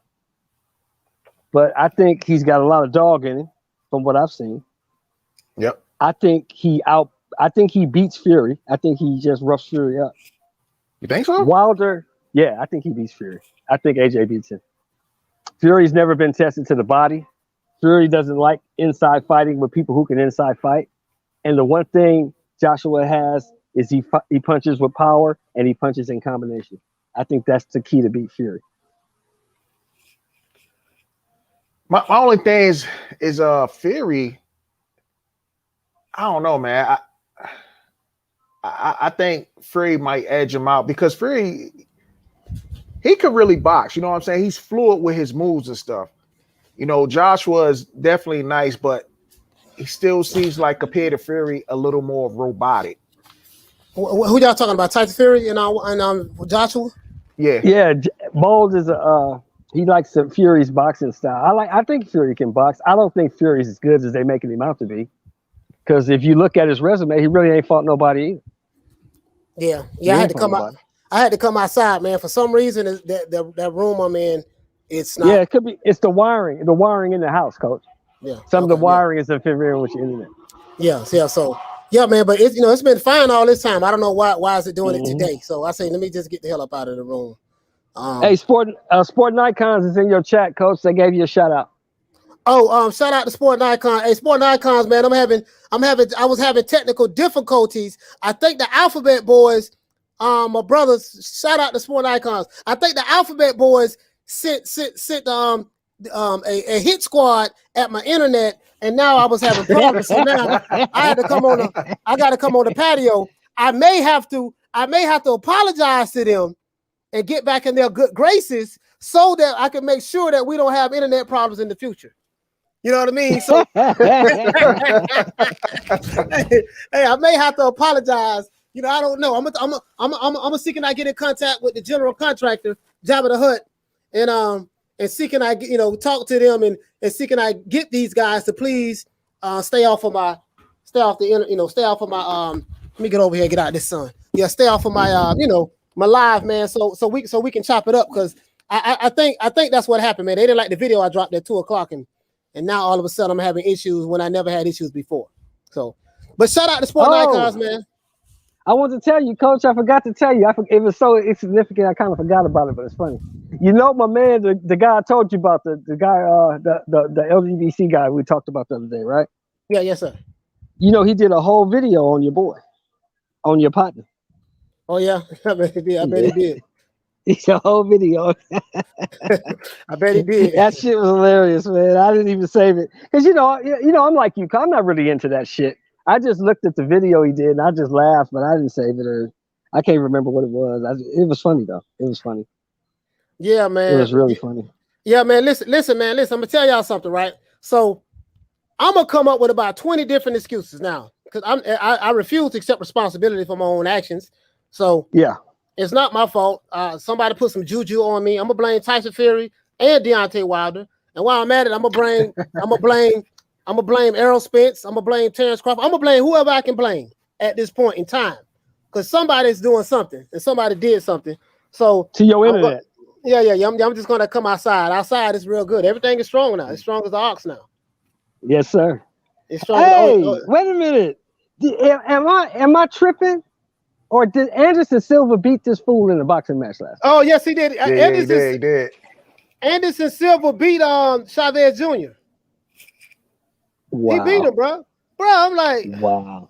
Bro, I can't believe it, man. I can't believe it. Anderson Silva beat Chavez Jr. You see what I'm saying? He beat Chavez he's trash Jr. can juice. So he's trash can juice then. Listen, Chavez Jr., man, he doesn't take the sport of boxing serious like his father did. You know what I mean? And he doesn't have the heart, that killer instinct. He has the name, but outside of that, that's it, man. He abuses his body. He's on drugs, and I'm not, I'm not knocking him. Wears high heels. Yeah, wears high heels. And he does all that shit. He's a mockery. He's a mockery to his father, man. And I just, as much as I hated Chavez Sr. when he was a pro, I hated that dude. Not because he was garbage, though, Sheldon, because he was so good. yeah. I just been I was telling somebody yesterday, I was talking shit about JC Senior. I said, if you don't like JC Senior and what he did for boxing, you're not a boxing fan. Because Julio Cesar Chavez Jr. was a monster. Yeah, Chavez Jr. And there's nobody right now from 40 to 130 that's fighting currently right now that can beat him. When he's in his prime, he beats all those dudes. Right. You saying right now? Right now, who's fighting right now? Whoever's fighting right now between 130 pounds and 140 pounds. If Chavez Jr. was here in his prime, he smokes all those dudes. He beats all of them the fuck up. Every last one of them. None of them. Well, Chavez always had problems with actual boxers too, so I don't know. He beats them up. You know why he beats them up? Because they only use the 8-ounce gloves and they go in 15 rounds. He destroys them. Yeah, listen. The thing is with Chavez Senior, and I'm gonna tell you why I didn't like. Don't get me wrong. I love Chavez Senior now, but I'm going to admit, I'm going to tell you guys right now, because I was a Pernell Whitaker fanboy when I hated. I was a Chavez hater. I'm not gonna lie. I was a big Chavez Senior hater. And you don't hate guys who are not good. I hated the guy because he was just so damn good. I said, damn, this dude knocking everybody out. He whooping some of my favorite fighters, and I just wanted to hate on him. You know what I mean? I'm just being honest with you guys. But the truth be told, Chavez Sr., I love that guy. I love that man. That man is a legend of the sport of boxing. He is the truth. You see what I'm saying? And Chavez Jr. don't take this fight. He doesn't take boxing seriously, man. Like, like his father, man. And I really feel more bad for his dad than anything. It's just like my brother Retro Boxing. Shout out to Retro Boxing, man. My brother in Gainesville, man, Florida. Right here in Florida with me. Listen, man. Hey, Retro, you right, fam. He's a disgrace to his dad. And I'm really more embarrassed for his father, Shelton and Bo. I'm really more embarrassed, to his father, man, for his father. I really am, bro. Like, I hate to see that. I hate to see that, bro. I really do. It really hurts me because you can see the pain in his eyes. Hey, listen, have you ever watched Chavez Sr.? Watch Chavez Sr. in the audience watching his son box. I forgot which fight it was, but it was a fight he had where his son just quit. Yeah, he just shook his head and walked out. He just shook his head and walked out, bro. Like I feel so bad. I feel so bad, man, for Chavez. I feel so bad for Chavez Sr. right now. I really do. The only guy I see today that could give him problems is Josh Taylor because of his length. Yeah. But other than Taylor, he beats all them dudes up. Hey, but Bo, I will say this. What Bo was saying. Bo was saying that he did have a problem with boxers. The only problem with Chavez is, and I agree with you on that, Bo. But the only thing is with Chavez, you could not hurt him. You very seldom can get a fighter to hurt him in a fight. He keeps coming. He keeps coming. He's gonna come. He's stalking. He's gonna come forward the whole fight. He's gonna come forward the whole fight. And this is what Bo's not remembering. Also, Chavez Sr. had excellent footwork. He gonna cut that ring off. Right. He gonna get you where he wants you to go. Right. But here's my thing. Like somebody like if T.O. hit Chavez one good time and he keep coming forward, I don't think he's gonna keep coming forward after that. Yeah, no, I'm not gonna lie, man. I'm telling you this, Bo. I'm telling you this. He knocks Teofimo out. He knocks Teofimo out. He beats Teofimo up. He could take a punch, Bo. Chavez Sr. could take a punch, bro. He could take a punch. Like he gonna press him out. He's gonna press him out. His whole strategy was, I'm gonna take whatever you throw at me. He's gonna go to the body. He's gonna break you down. He's gonna come forward that whole fight. He fights front foot dominant. He doesn't know how to fight. Now, if you can make Chavez Sr. fight on the back foot, you got him. But I'm saying prime Chavez Sr. because he can take whatever punch you throw at him. That dude can take a punch, bro. You know what I mean? Now he started getting beat as he got older, of course, but that dude can take a punch, bro. He could. And y'all, I'm telling you this, Bo. Roger Mayweather beats Teofimo Lopez at 35. That's pushing out there. No.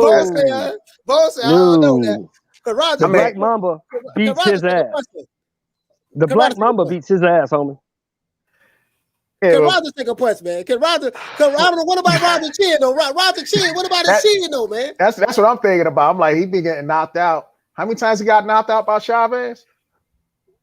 Chavez. Who else? By Chavez. Chavez. Who else? Hey, Black Mamba, listen, the Black Mamba, see, I hit that dude with everything in the kitchen sink, and he just kept coming. He hit Chavez with everything. And that's what I'm saying, Bo. Like, Chavez is the type of dude, you can hit him with your best punch. And guess what? He's still coming. He gonna keep stalking. Because Meldrick Taylor hit him with some bombs. Ate that shit, kept coming. Yeah, oh man, listen. Hey, shout out to Sporting Icons, man. I can't do no sound effects or nothing, man, because they think Alphabet Boys sabotaged me today, man. I'm gonna have to call somebody and one of their leaders and talk to them, man, to see can we work out. Can we work out a truce? I mean, I know, Bo. You new school a little bit. I'm telling you, this guy Lopez is not what you think he is, man. He's not what you think he is. I think, to be honest, because Lomachenko is not what you think he is. Lee Luna, yes, they did. They did do the old school boxers did do it better, in my opinion. As you know, I am biased towards the old school fighters, so I'm always going to lean towards them because they fought more rounds. They didn't have hyperbolic chambers. You know, they had to get it. They didn't have strength and conditioning. They didn't have dietitians. They have none of that shit. No, they got it from the muscle. They got it from the muscle, man. Literally, you know what I mean? They got it from the muscle. So, Lee Luna, you're definitely right about that. You know, that they, you know, in my opinion. Now, I do get where Bo coming from, though. The boy Teofimo Lopez is a bad boy. He's a bad boy. You know what I mean? He can fight. He can fight. Teofimo, and he has power, and he's quick, and he's more athletic. The thing that this is the thing, though, Bo. What I want to see, I would want to see if could he sustain that for 12 rounds with someone constantly pressuring him. That's the only thing, Bo. That he can't knock out. Right. That he can't knock out. You know what I mean? So because somebody like Chavez is going to he gonna keep coming. Just see Blood in the chat. Hope you're doing good, bro. Yeah. He's in the chat. Blood is in the chat on Sporting Icons. He's in Florida with me. We both. Hey, Sporting Icons. Tell me what you think about this, fam. What you think about this here? Talk to me. Hey, what you think about this? Coach. Yeah, I'm gonna call you later on today. I want to talk to you about something. Okay. Later on today. Okay, for sure, definitely. Yeah, you'll be able to get in contact with me. Know that. Hey, listen, man. I don't know, man. So okay, all right. So as it relates to Jermall Charlo, because I got a bunch of topics I want to talk about. I'm gonna run it over with my brother Shelton, and we're gonna talk about it tomorrow. You know what I mean? Hey, he said leave him alone. All right, okay, I'll leave him alone. I'll leave him alone. I'll leave him alone. It is what it is. I be trying, but bro, they be acting crazy, man. It's the fanboys. It's really more the fanboys than anything. But okay, so what's next for Jermall Charlo?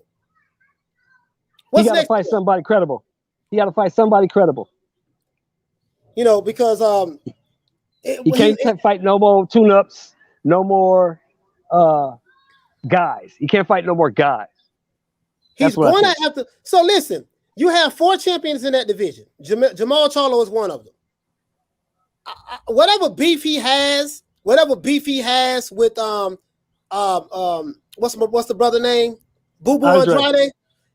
He need to put that aside, right, and fight to get that belt.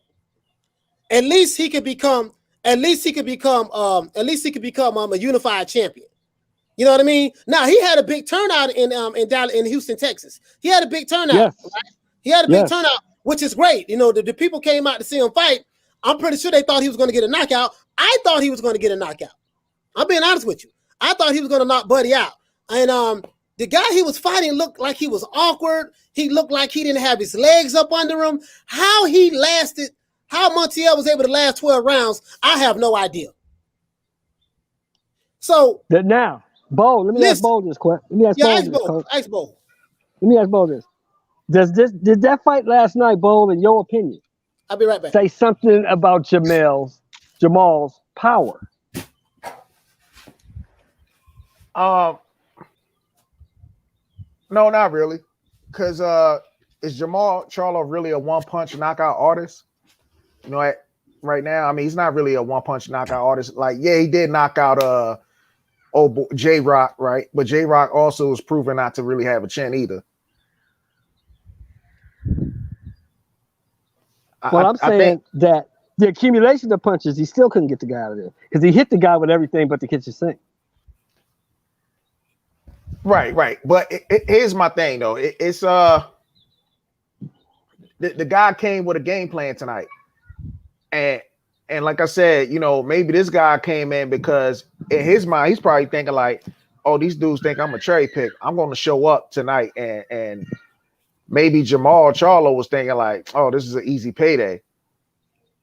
And then he found out fighting a guy that's probably a lot tougher than what he thought he really was and whatnot. And he got surprised pretty much. Bo, you know what that sounds like, don't you? What's that? I ain't gonna say it. You should already know. Coach, you know what that sounds like, don't you? No, I just got back. What happened? Bo, tell him again, Bo. Say it again. No, I'm saying like sometimes, you know, you got boxers, right? You expect a boxer to go in there and destroy a no-name opponent, right? But next thing you know, he ends up in a dogfight with a nobody. So that could be a combination of, hey, maybe this guy came in more prepared and the guy who we expect to dominate might have took this guy for granted, or maybe the matchup, because sometimes matchups, dictates, because I mean, Charlo had an easier time with Derevychenko, right? No, but what with Derevychenko? No, Derevychenko was hurting him to the body. No, I'm not gonna lie. That fight with Charlo, Bold and Derevychenko, Derevychenko was in his chest the whole night. He was there. He was in his chest the whole night, man, and he hurt Charlo to the body. I'm going to tell you something, Bo. If you look at that fight again against Montiel, even though he didn't look all that impressive, he got dominated for 12 rounds. Not going to lie. But the 8th round and the 9th round, I think the 7th, 8th, or 9th, it was one of those 3 rounds, right? Or two out of 3 of those rounds. He hurt Jermall Charlo to the body. He hurt him. He hurt Jermall Charlo. And it shocked me when he started coming forward and he put his hands up and Jermall was hitting this dude with that. Listen, Jermall hit this dude with some hard shots and he would not go away. He would not go away. So I think Jermall gave it his all. He really did, but I don't know, man. It's like Sporting Icons say, sometimes these no names are better than we think. Seeing it a lot lately with these Europeans and Mexicans kicking our Brits ass. Yeah. And see, that's what I was trying to say too. Is like sometimes the no names, you never know, they might show out one day. Yeah. No, you're right. Bo, you're right. You're Sporting Icons, right? You're right about that. What I was saying was that sounds awful familiar to me, Coach. You know what that sounds like to me, Bo? Nah, not at all. Sounds like an excuse. Nah, here's an example, Shelton. Sounds like an excuse. Here's an example, Shelton. So when Teofimo Lopez had a tough fight with Nakatani, right? Everybody went in on Teofimo Lopez and said, "Oh, he fought a nobody. This dude was getting into him and everything." Nakatani was a nobody until he knocked out Felix Verdejo. So I mean, what you saying about Teofimo and the Nakatani fight, right? Sounds like an excuse. Because that's not on Nakatani. You're supposed to be the guy. You're supposed to be this killer that destroys everybody. I just think Nakatani is a lot tougher than what people give him credit for. Well, we know that now. You know that now. That's why he's gonna stop Lomachenko on the 26th. We know that. But I'm saying it's an excuse. Because the fighters that me and Coach reference a lot never made excuses. Never said it was an off night. Oh, this guy was tougher than I thought. Look, I won the fight or I lost the fight. Let's move on to the next. I don't like excuses. I hate fighters that make excuses. I hate fans that make excuses for fighters. I don't think Bo making an excuse for him. I think, again, I think what he's saying is that guy, okay, I'm gonna give a perfect example. We said Montiel was nobody. We showed you. Come to find out, I called him Monte Cristo. Hey, come to find out, he was somebody. Yes, he was. Hey, you know what? That's my favorite. Yeah, go ahead. But here's the thing. I also can look at both sides of the coin. As my partner Bo always says, look at both sides of it. Sure, Montiel was better than we thought, but Jermall Charlo is not as good as we thought either. Yeah, you know what? Even though, listen, I agree with Bo. Even though that Montiel, some of those no-name guys are a lot better than what we thought, I totally agree with that. But I will say this too. I'm agreeing with Shelton as well. Both of you guys have a point. Jermall is not what I thought he was, because he should have got that. I put it this way: if that dude, if Montiel was fighting Canelo Alvarez, do you think he would have went 12 rounds? Hell no. Hell no. Bo, what you think? No, I don't think so. I just think the matchup, like the styles, I think Canelo's styles just, Montiel's styles is tailor-made for Canelo. Should have been tailor-made for Charlo too, right? If Charlo's the best 160-pounder in the world, correct? But it's two different styles though. But he's the best 160-pounder in the world. You're supposed to stop a guy who's unranked like Montiel. Am I right or wrong? Tell me if I'm wrong. Yeah, you got to stop that dude. Everybody was, listen, put it this way. You know how many people lost money betting on the knockout? How many people you think lost money, Bo? Who like me? I would have lost a lot of money last night. Because I would have said, "Oh man, that dude don't go 6 rounds." I figured Jermall Charlo would get him out of there like the 5th round. You know how much money people lost on that betting on the knockout? And if you would have bet, let's say you would have bet on Montiel going 12 rounds with Jermall Charlo. The person who I'm saying, if that was on the over and under, right? If that was on the over and under, Shelton, just imagine how much money that person would have made right now. Oh my God. I mean, my thing is this too. Now, people probably bet money on Charlo for the knockout because they probably ain't know too much about Montiel. They're like, well, who's this guy? Yeah. You know, so it's easy to bet that money. Now, let's just say if people actually saw a lot of Montiel fights, I'm quite sure it won't be that much of a bet on it. Because when was the last time Montiel got stopped? Jaime Munguia. Jaime Munguia stopped him in 2 rounds. Oh, when was that though? About a year and a half ago. He was a welterweight, right? 147. I think he started at 140, right? 154. He fought Montiel he fought Jaime at 154. Okay, so his last loss was against Marcus Reyes, like back in 2019 in February. Mm-hmm. Mm-hmm. Yeah, he got stopped then. All right. So I get it. So you can say so we can say who's Marcos Reyes, Coach? Who's that? I don't know who that is. He sounds familiar, but I don't know who it is, to be honest with you. Who is he, Bo? You know him? I never heard of him either. Because now I'm looking at his stuff and like he lost 4 in a row. Happy Father's Day. Listen, he lost how many 4 in a row? He lost 4 in a row? Yeah. But he stopped my man. But he lost 4 in a row. But he stopped my man. So I'll go back to my original point. Jermall Charlo is not what we thought. My bad. Actually, he got stopped by Montiel. Okay, so the last guy to stop Montiel was Munguia, right? Yeah, Munguia, you're right.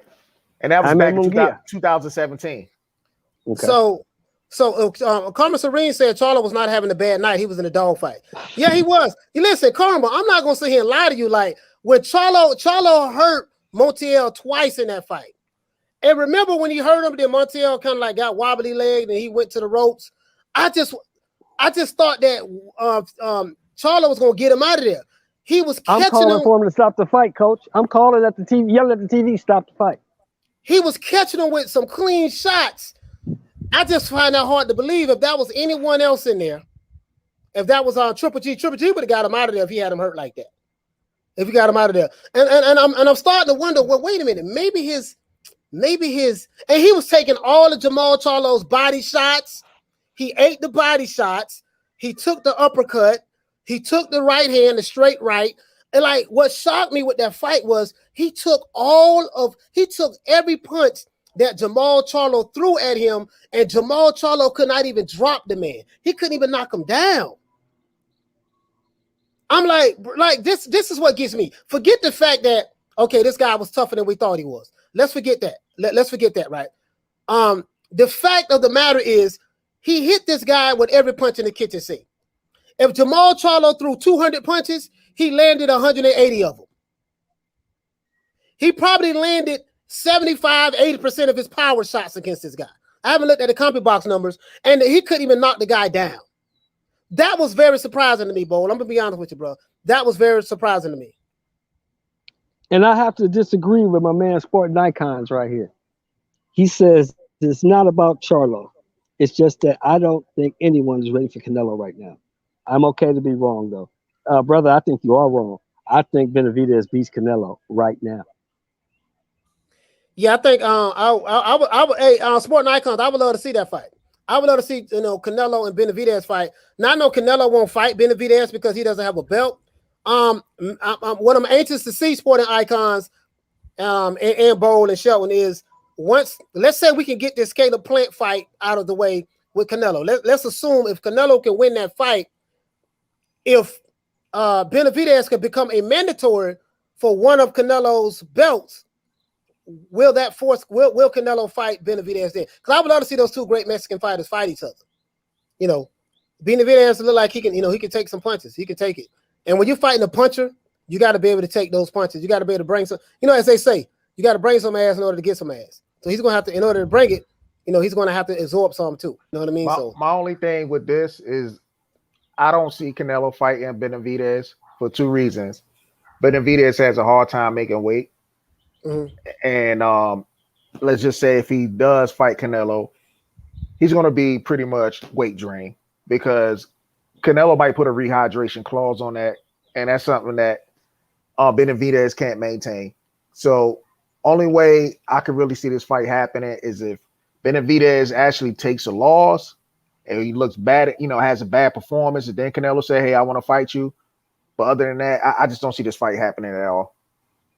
Yeah, and that's where I got to disagree with you, Bo, because people always use that narrative. He has trouble making weight. He only missed weight once.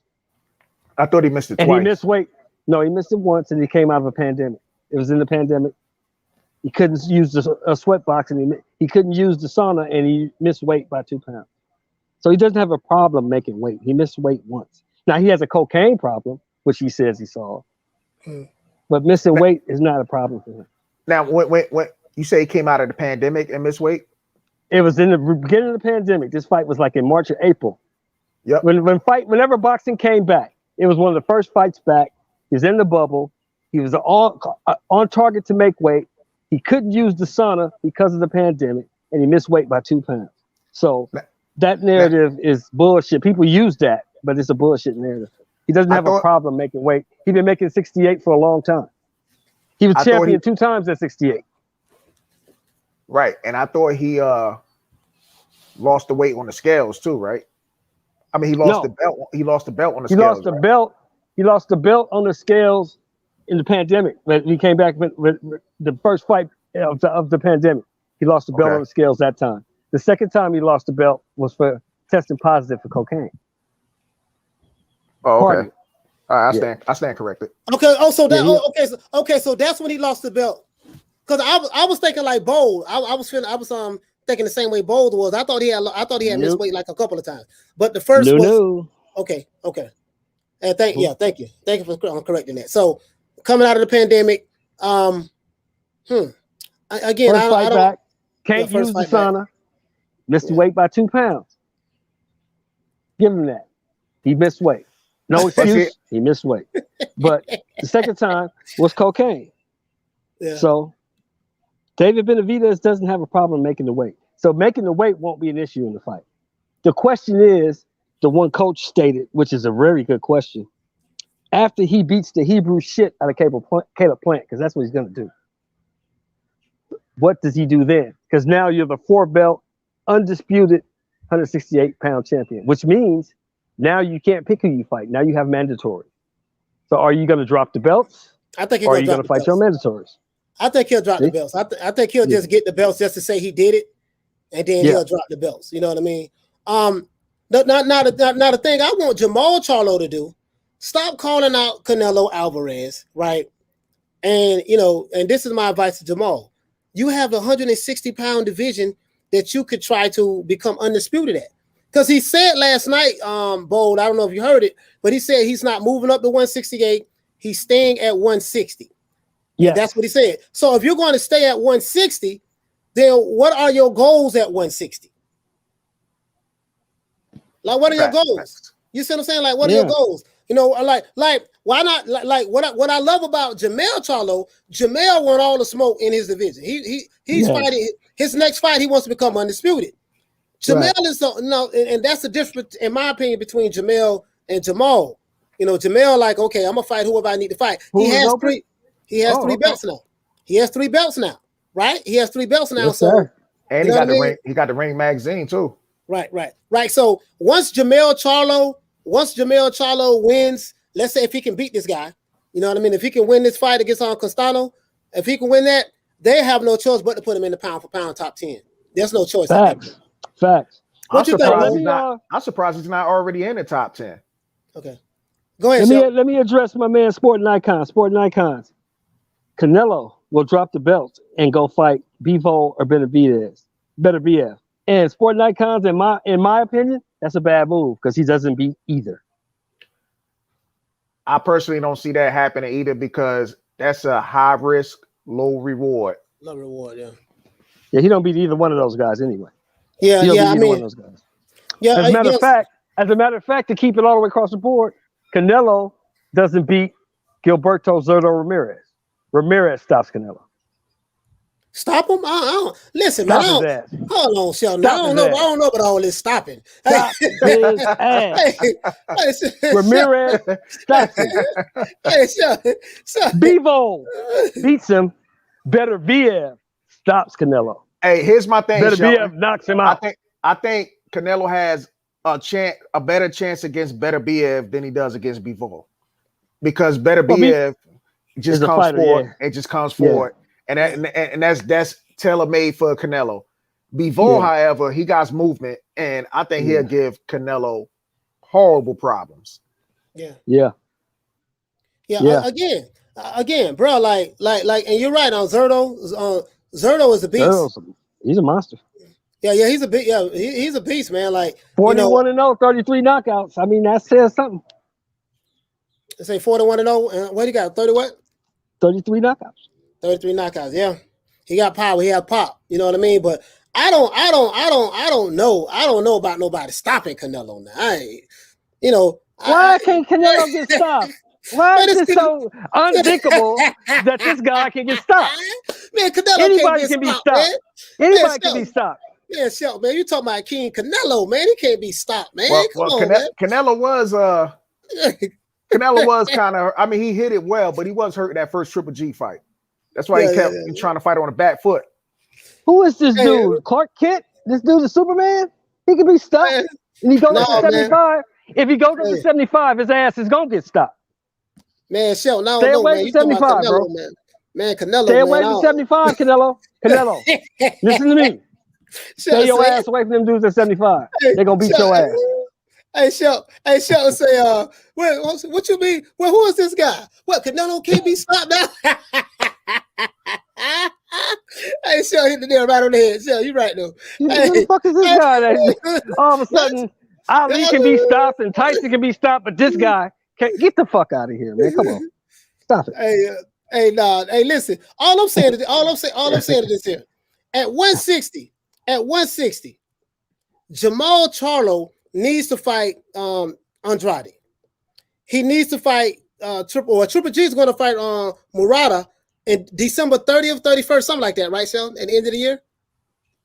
Yeah, he's fighting Murata on December 31st. Do you know if they're fighting in Japan or not? I don't know where they're fighting. I have no idea. Okay, so they might be fighting in Japan. I don't know where they're going to be fighting at, but this is the thing though. I think Jermall should have been his energy should be what is it going to take to make, because he's turned down big money to fight fighters. He's turned down money to fight Canelo Alvarez in the past. He's turned down big money to fight Boo Boo Andrade, right? So he Canelo versus Marcellus Wilder. Get the fuck out of here. Hey, Sport Icon. You gonna put a dent? Wait, hold on. Before you go, Coach.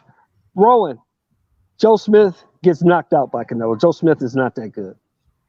Man, I don't know, man. I don't know. I got my man. Joe Smith, man, is one of the greatest. I don't know, man, about that show now.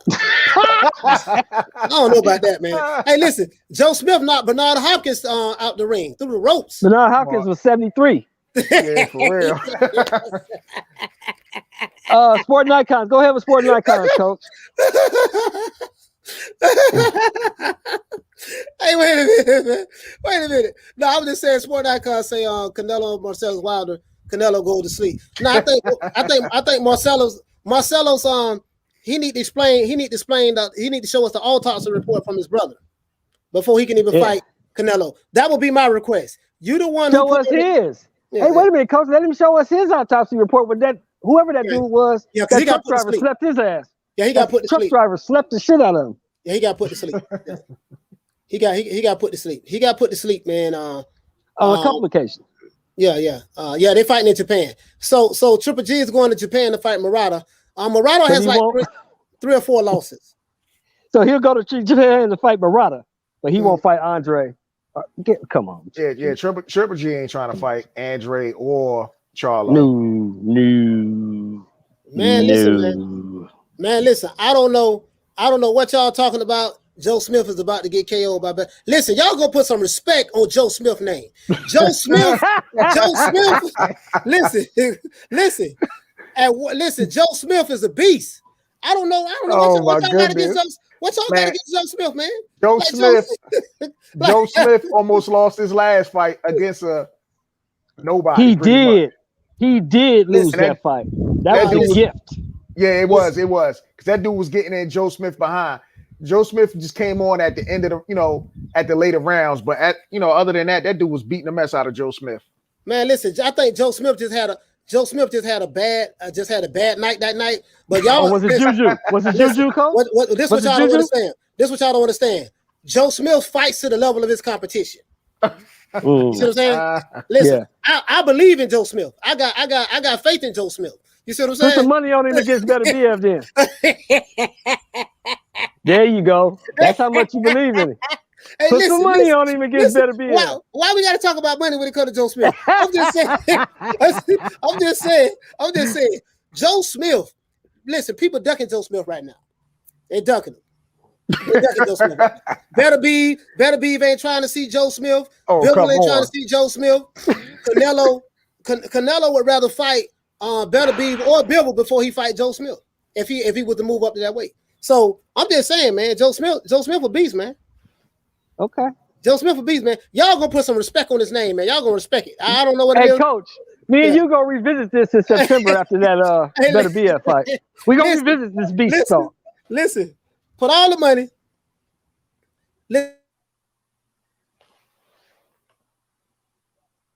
We gonna revisit this, Bo. The beast of Joe Smith. Matter of fact, Bivol schooled Joe Smith easy. Beat him up. Yeah. Gave him a good whooping. Ain't that what Ali say? A good whooping. Gave him a good whooping. Hey, Coach, you on mute. You on mute, Coach. Yeah, I'm saying, when was that? When did he beat Joe Smith? What was that, a year and a half ago? Yeah, it's like a year and a half ago, right? Oh man, that was a long time. But back in 2019. Oh yeah, that was a couple years ago. But check this out though. When Joe Smith wanted the rematch, he ducked him. Better be ducked him. He ducked him. When he wanted the rematch, he ducked him. Ariel Lopez says Joe Smith Jr. would KO all of you at the same time. You're absolutely right. He'll beat my ass. I ain't fighting Joe Smith.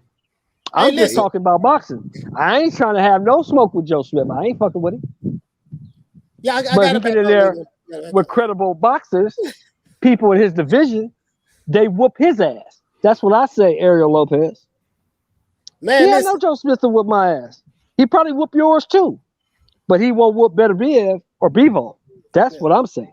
I mean, Ariel Lopez, Joe Smith is a professional fighter. So I think any professional fighter would beat any one of us. You know what I mean? Because they are trained. They train fighters. This is what they do for a living. So, their muscles have muscle memory. This is what they do. You know what I mean? They understand, when you do something like that all your life, they have that. I mean, that's a skill set. This is why trained fighters, they have to register their hands. You know what I mean? Because if they were to fight someone, a regular civilian, they could be charged with a felony. So you're saying that Joe Smith will whoop us. I mean, you're not saying much of anything. You know what I mean? Pretty much. Well, with all due respect. Last time I put some gloves on was 1980. Was you even born yet? Yeah, 100 push-ups per round. Smith will better be there. Listen, I'm trying to tell y'all, man. Joe Smith Jr. will go down as one of the greatest. What is it? Light heavyweights of all time. Mark my words. This is what I'm saying right now today. Joe Smith Jr. He gonna come right out the construction site and take any of the top fighters in the light heavyweight division to school right now. And Canelo Alvarez is ducking him. Now I haven't heard that, but this is what I'm saying. Everybody ducking Joe Smith right now. Now whoever whooped him 2 years ago, tell him to whoop him now today. Oh, Bivol, it's still. I think Bivol knock him out. Hey man, Bivol don't want no more of that smoke, man. He don't want no more of that smoke. He don't want no more of that smoke. Hey coach, the same thing the Alphabet Boys say. He don't want none of that smoke. Well, that's why he signed the contract, because he don't want it. That's exactly why Dimitri Bivol signed the contract because he don't want to fight Joe Smith. Man, listen. I know y'all laughing right now about Joe Smith Jr., but I'm telling you guys, Joe Smith Jr. You see what I'm saying? You know what? I'm jumping on the bandwagon right now. From this point forward, I'm a ride for Joe Smith Jr. Because since y'all don't believe in him, I'm gonna ride for Joe Smith Jr. Man, I'm gonna ride for Joe Smith Jr. I'm gonna tell you now. I'm gonna make a hot take, and we can revisit this in about 4 or 5 months. What's that? I'm gonna tell you who's about to clean up the light heavyweight division. Who? Ramirez. He gonna beat them all. He gonna beat Bivol. He gonna beat Beterbiev, and whoever else they got in front of him. He gonna beat them all. Who? Gilberto Zurdo Ramirez is gonna beat them all. Oh, Zurdo. Okay. I don't clean up. I don't see nobody beating Bivol right now in that division. I don't know, Bivol. Hey, yeah, Peter Varnox. I know Bivol beat Joe Smith once already, but when Joe Smith wanted the rematch, Bivol ducked him because he knew what time it was. He knew what time it was. He didn't want to fight him. He didn't want to fight him no more because he got exposed. Even though Bivol beat him 2 years ago, he got exposed in that fight. Yes. He got exposed in that fight. So he won that fight, 9 rounds of 3 ball? He got exposed in that fight. He got exposed that he can't win all 12 rounds. Hey, listen, he got exposed. You know what I mean? I'm telling you right now. Toby Barlett said now coach is a Joe Smith fanboy. That's right. Yes. That's right. Yes. As a matter of fact, I'm gonna get me some Joe Smith Jr. t-shirts and we're gonna represent for Joe Smith. You know what I mean? Hey, I tell you what, Shelton. I tell you what. Huh? I'll tell you what. Who is Joe Smith supposed to fight next? Who is he supposed to fight next? Do anybody know? Dimitri Bivol. That's who we fight next? No. He doesn't have a fight schedule right now. Arturo Beterbiev. Arturo Beterbiev. Oh, he is?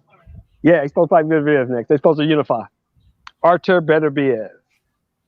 Oh, for real? That's who fighting. Yeah. I got Joe Smith stopping him in like the 7th, 8th round.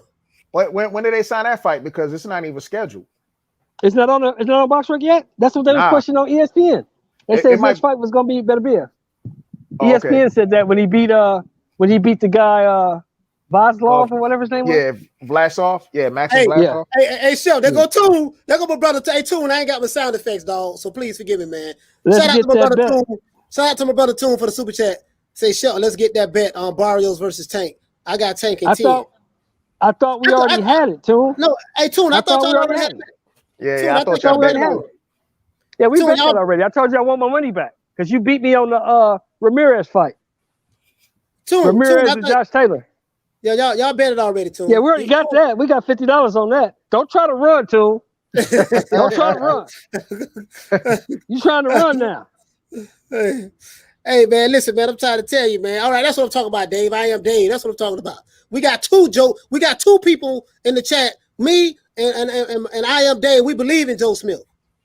We got faith in Joe Smith. You see what I'm saying? No, Dave. I'm not saying Joe Smith ain't gonna come to fight. He comes to fight every fight. Yeah. I will give Joe Smith that. He comes to fight. It's just his skills ain't on par of the guys that we're talking about. That's my point. I don't think he beats any one of those guys. Hey, Peter Von Ark said Danny Jacobs is trying to fight Joe Smith. Now that'll be an interesting fight. Danny Jacobs and I don't know. I don't think Danny Jacobs gonna do well at 75. What you think, Coach? No, but I think Danny Jacobs is a little bit more athletic than Joe Smith. He probably can try to dance around and outbox him, but Danny Jacobs did not look good his last fight. Some people say he lost that last fight. Some people, but he got a gift. So I don't know, man. I think Danny Jacobs is a little bit more athletic than Joe Smith. He fought Gabriel Rosado, right? Yeah. He lost to Rosado too. Yeah, he lost to Rosado. Yeah, but they gave it. Yeah, he got a gift. He got a gift. He lost that fight. Yeah, you know what I mean. So I don't know, man. So I mean, like Danny Jacobs. I mean, Danny Jacobs fought Triple G. He fought Canelo Alvarez. This what I don't understand. Check this out. This what I don't understand. Now, Danny Jacobs is signed. I think he was a PBC fighter, but I think he works with Eddie Hearns as well. I think he was managed by Al Heyman. Right. But he was signed with Eddie Hearn. He was signed to Eddie Hearn, right? So Eddie Hearn was able to get. Hold on. Let me ask you a question. When Danny Jacobs fought Triple G, he wasn't with Eddie Hearn then, was he? No, I don't think he was. Okay. All right, cool. So I tell you what, Danny Jacobs, when he fought Canelo, was he with he was with Eddie Hearn at the time. Eddie Hearn, okay. So Danny Jacobs been able to get these fights. We need to figure out why Eddie Hearn cannot make them work the same magic with Andrade. You see what I'm saying? Like why he can't, why he can't. No, he's offering the money, but these guys turning down the money. You know what I mean? So, I got Joe Smith beating Danny Jacobs though. I'm not gonna lie. Yeah, I do too. I got Joe Smith beating Danny Jacobs. You know what I'm saying? Tune, you talking about $100? Tune, do you know how much them fight tickets cost? I had to buy 2 of them. You know how much the plane ticket cost? You know how much the room cost? I gotta have some money for myself. Tune, I said $50. $50, Tune. Either you want it or you don't. Hey, Sport Icon say Joe Smith going to clean up the light heavyweight division. That's I'm gonna stop right there. We don't have to read the rest. You're right. Joe Smith is going to clean up the light heavyweight division. I'm gonna screenshot this. Oh yeah. Read the rest of it. Read the rest of it. Hey, Sport Icon. Devo, Callum Johnson, and about 10 other motherfuckers leave. Hey, Sport Icon. Hey, Sport Icon. This is what I'm gonna do. I'm gonna shoot a video on this, right? I'm gonna say Sport Icons says that Joe Smith is going to clean up the light heavyweight division, and I'm gonna stop it right there. I'm gonna cut everything else out. You know what I mean? There you go. And we're gonna cut everything else out. And I'm gonna say Sporting Icons agrees with me that Joe Smith is gonna clean out the light heavyweight division. And I'm gonna and we're gonna see can we get an interview with Joe Smith. yeah, we're gonna do all that. We're gonna do all that.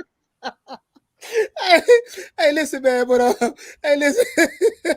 listen. But I'm gonna tell you something, man. 160 pounds, man. Jermall Charlo got to clean out that division. If your little brother, if the younger twin can clean out the junior middleweight division, you should be able to clean out the middleweight.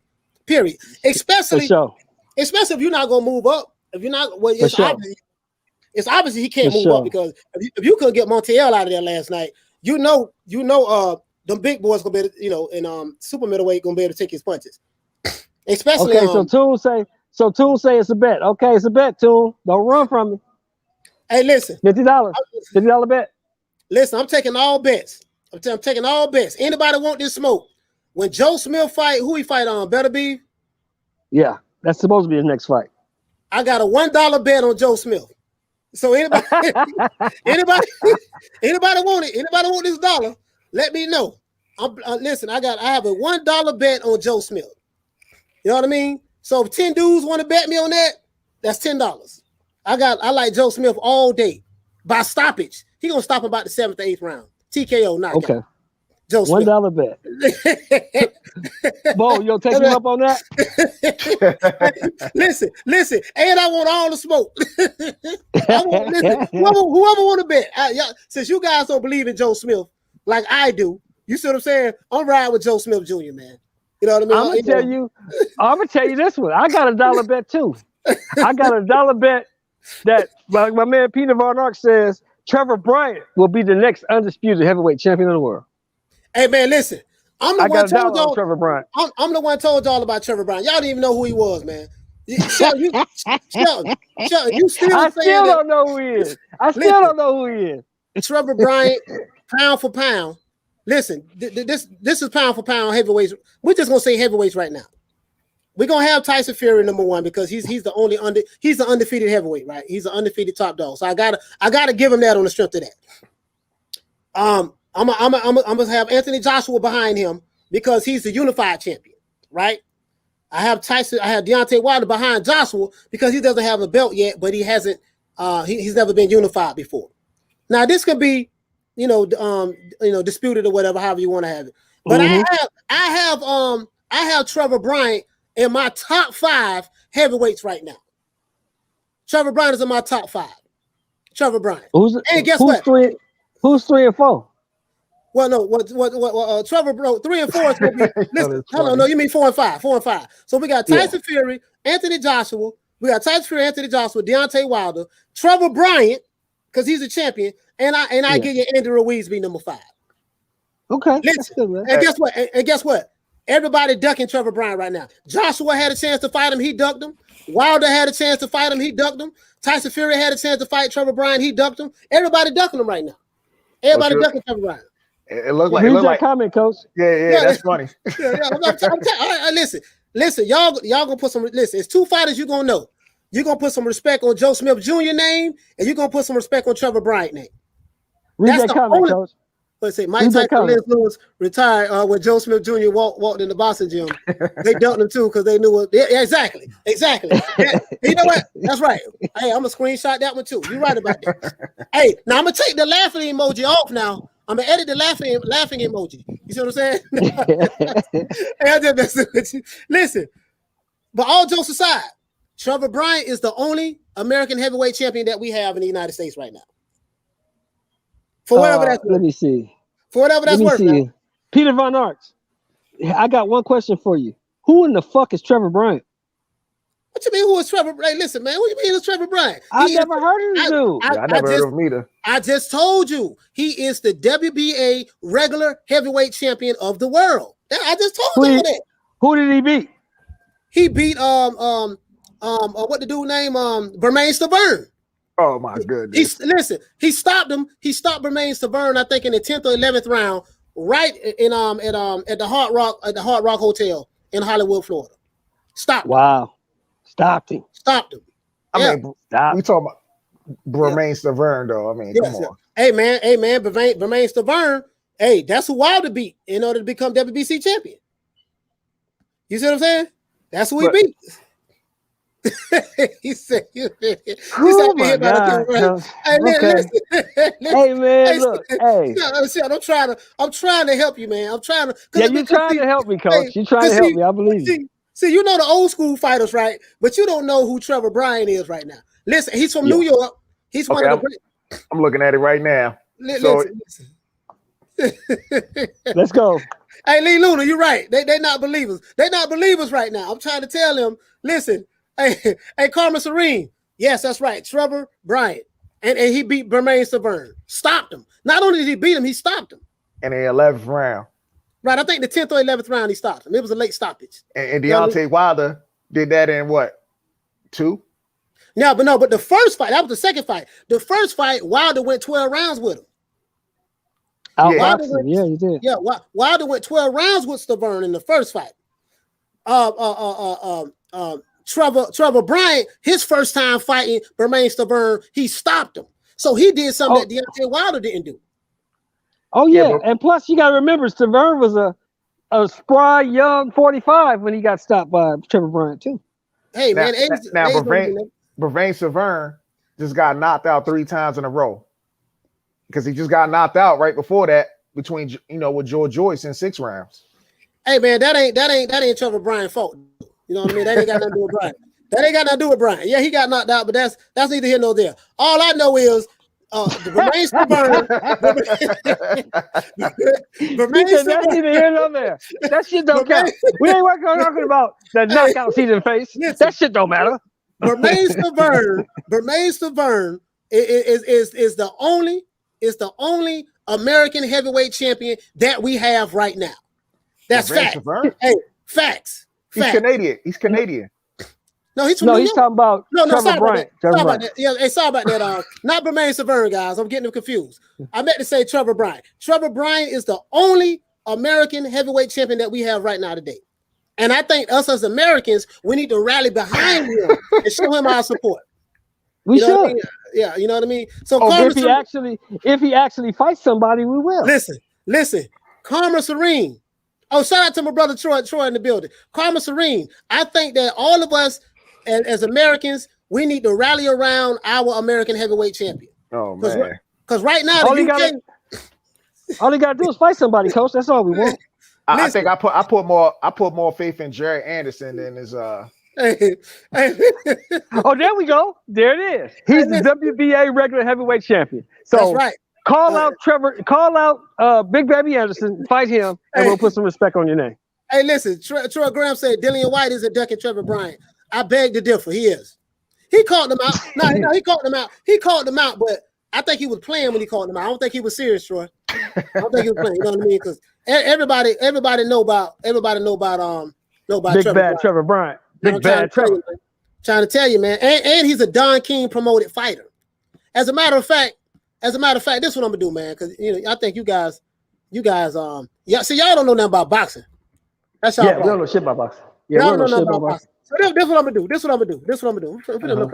finna look up my brother. We're finna look up his resume right now. I'm fixing to tell you who he fought. We're gonna look up his resume. Trevor Bryant Jr. 6'4". He's 6'4". I think he's 6'4", 200 and what's 193? What is it? Kilograms? Kilometers? Centimeters? 300 pounds.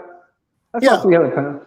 All right, so Trevor Bryant, he about 280, 290, somewhere up in there. 6'4", 21 fights, 15 knockouts. He's 21-0. He never lost a fight before. He has 15 knockouts. He beat DeMarcus Young, right? He beat Chris Barnett. He beat Brandon Spencer. He beat Hector Hodge. He beat Hassan Lee. He beat some dude named Anude Marte. He beat Alvaro Morales. He beat Sandy Soto, Jesus Felix, Jason Burnett. He beat Sandy Soto. Sandy Soto's a bad. That's a bad boy. There, I don't know. You know who he is, but he's a bad boy. Man. Elisa Castillo, right? He beat he beat Efiano Mendoza. He beat Terrell Jamal Woods. Terrell Jamal Woods. That's a bad boy. He stopped him in the eighth, right? He beat Stacy Frazier. Listen. He retired Stacy Frazier in the second round. He retired him. The mighty Stacy Frazier? Yeah, listen, man. Yeah. Listen, he beat Derek Rossi, right? He beat Galen Brown. Galen Brown, that was unanimous. He stopped him in the sixth round. Stacy Frazier's an all-time great coach. He's a Hall of Famer. He's a Hall of Famer. No, he beat Sandy. Listen, Sandy Soto wanted a rematch. He stopped him in the third round. You see what I'm saying? He fought Francis Russell, right? He stopped him in the third round, TKO. He stopped BJ Flores in the fourth round, right? He stopped him. You see what I'm saying? That was in 2018. He took a 3-year layoff, almost a 3-year layoff. Wait, stop. You say he beat BJ Flores, stopped him in the fourth round in 2018, TKO. And then check this out. I'm gonna check this out. And then he fought Bermain Stavern 2.5 years later. He took a break. He took a layoff, right? Because he was trying to land the fight with Anthony Joshua. Joshua ducked him. Wilder didn't want no smoke. Tyson Fury didn't want no smoke. So he trying to get fights. Ain't nobody want to fight him. So he finally found somebody who was bold enough to step up to the plate and fight him. And that's when Bermain Stavern stepped in the ring and he stopped him in the 11th round. Yeah, but I see. But coach, I see why nobody wants to fight him. I mean, if you beat BJ Flores, I mean, shit. BJ Flores is a Hall of Famer. Yeah, I'm trying to tell y'all. He's the Hall of Fame trainer of Jake Paul, ain't he? Listen, man. Listen, man. Ain't he the Hall of Fame trainer of Jake Paul? Listen. We BJ Flores? Yeah, listen. All I'm saying is this here. We have an American heavyweight champion right now, the WBA regular heavyweight champion of the world, and nobody in the United States want to rally around him. Nobody. And I don't know why. I'm saying though. I'm just saying. Toon says I'll take that heat, but I'm still riding with Gerald Miller. Oh yeah. He popped dirty, but he still beats. Yeah, no, listen, I ain't if riding we can get Big Baby off the steroids, he'd be fine. You gotta get him off steroids though. I'm rocking with Jared. Jared Anderson. Yeah. That's one I'm rocking with. Yeah. I'm rocking with Jared Anderson. Hey, Bo, you a hater, Bo. You a hater. Just because that man was caught with 4 different steroids in the system does not mean he was cheap. Hey, Ronald, hey, shout out to my brother Toon for the super chat, man. Hey, listen. Hey, Ronald Finkley say Stavern all that. Hey, listen, man. Listen, Stavern gonna be a future Hall of Famer. Yeah. In what Hall of Fame? The Haiti Hall of Fame? Listen. All I'm saying is this here. All I'm saying is this here. Right now, in the United States, because the UK have all the belts. We know this. Yes. They have all the belts. They have all the belts except one. Yes. Trevor Bryant, right now, is the only heavyweight champion, American heavyweight champion that we have. That's facts. As facts, as Blue would say, facts. Now who can argue that? Who can argue that? Who can argue that? Who can argue that? Who can argue that right now? Anybody in the chat, who can argue that? Right now in the United States, and guess what it says? He won the vacant WBA regular heavyweight title in January 29th, 2021 at the Hard Rock Hotel right here in Hollywood, Florida. Trevor Bryant. Well, here goes. This is how we decide now. This is how we decide, chat, and everybody listening, coach. Well, this is how we decide if we support Trevor Bryant. Does he push Deontay Wilder's narrative? Because if he don't push the narrative, we can't fuck with him. We say, you know that now. Yeah. Y'all know that now. Bo, am I lying? If he don't push the narrative, we can't mess with him now. Listen, man. Yeah, that's true. Yeah. Listen. Hold on. Let me show you guys something, man. I'm gonna show you guys something. Cause I don't think, man. Let me see something, man. Cause I don't think you guys see. I just don't like the fact that you guys are not recognizing who Trevor Bryant really is, man. The greatness of Trevor Bryant. Listen. If we do a survey right now, right? If you ask anyone, especially in the United States, how many American heavyweight champions do we have? I'm talking about diehard boxing fans. They will say that we currently don't have any champions right now, but they will be wrong. We have one. Trevor Bryant. But he doesn't have the super belt though. No, he ain't got the super belt. He listen. He would have the super belt, but Anthony Johnson don't want to fight him.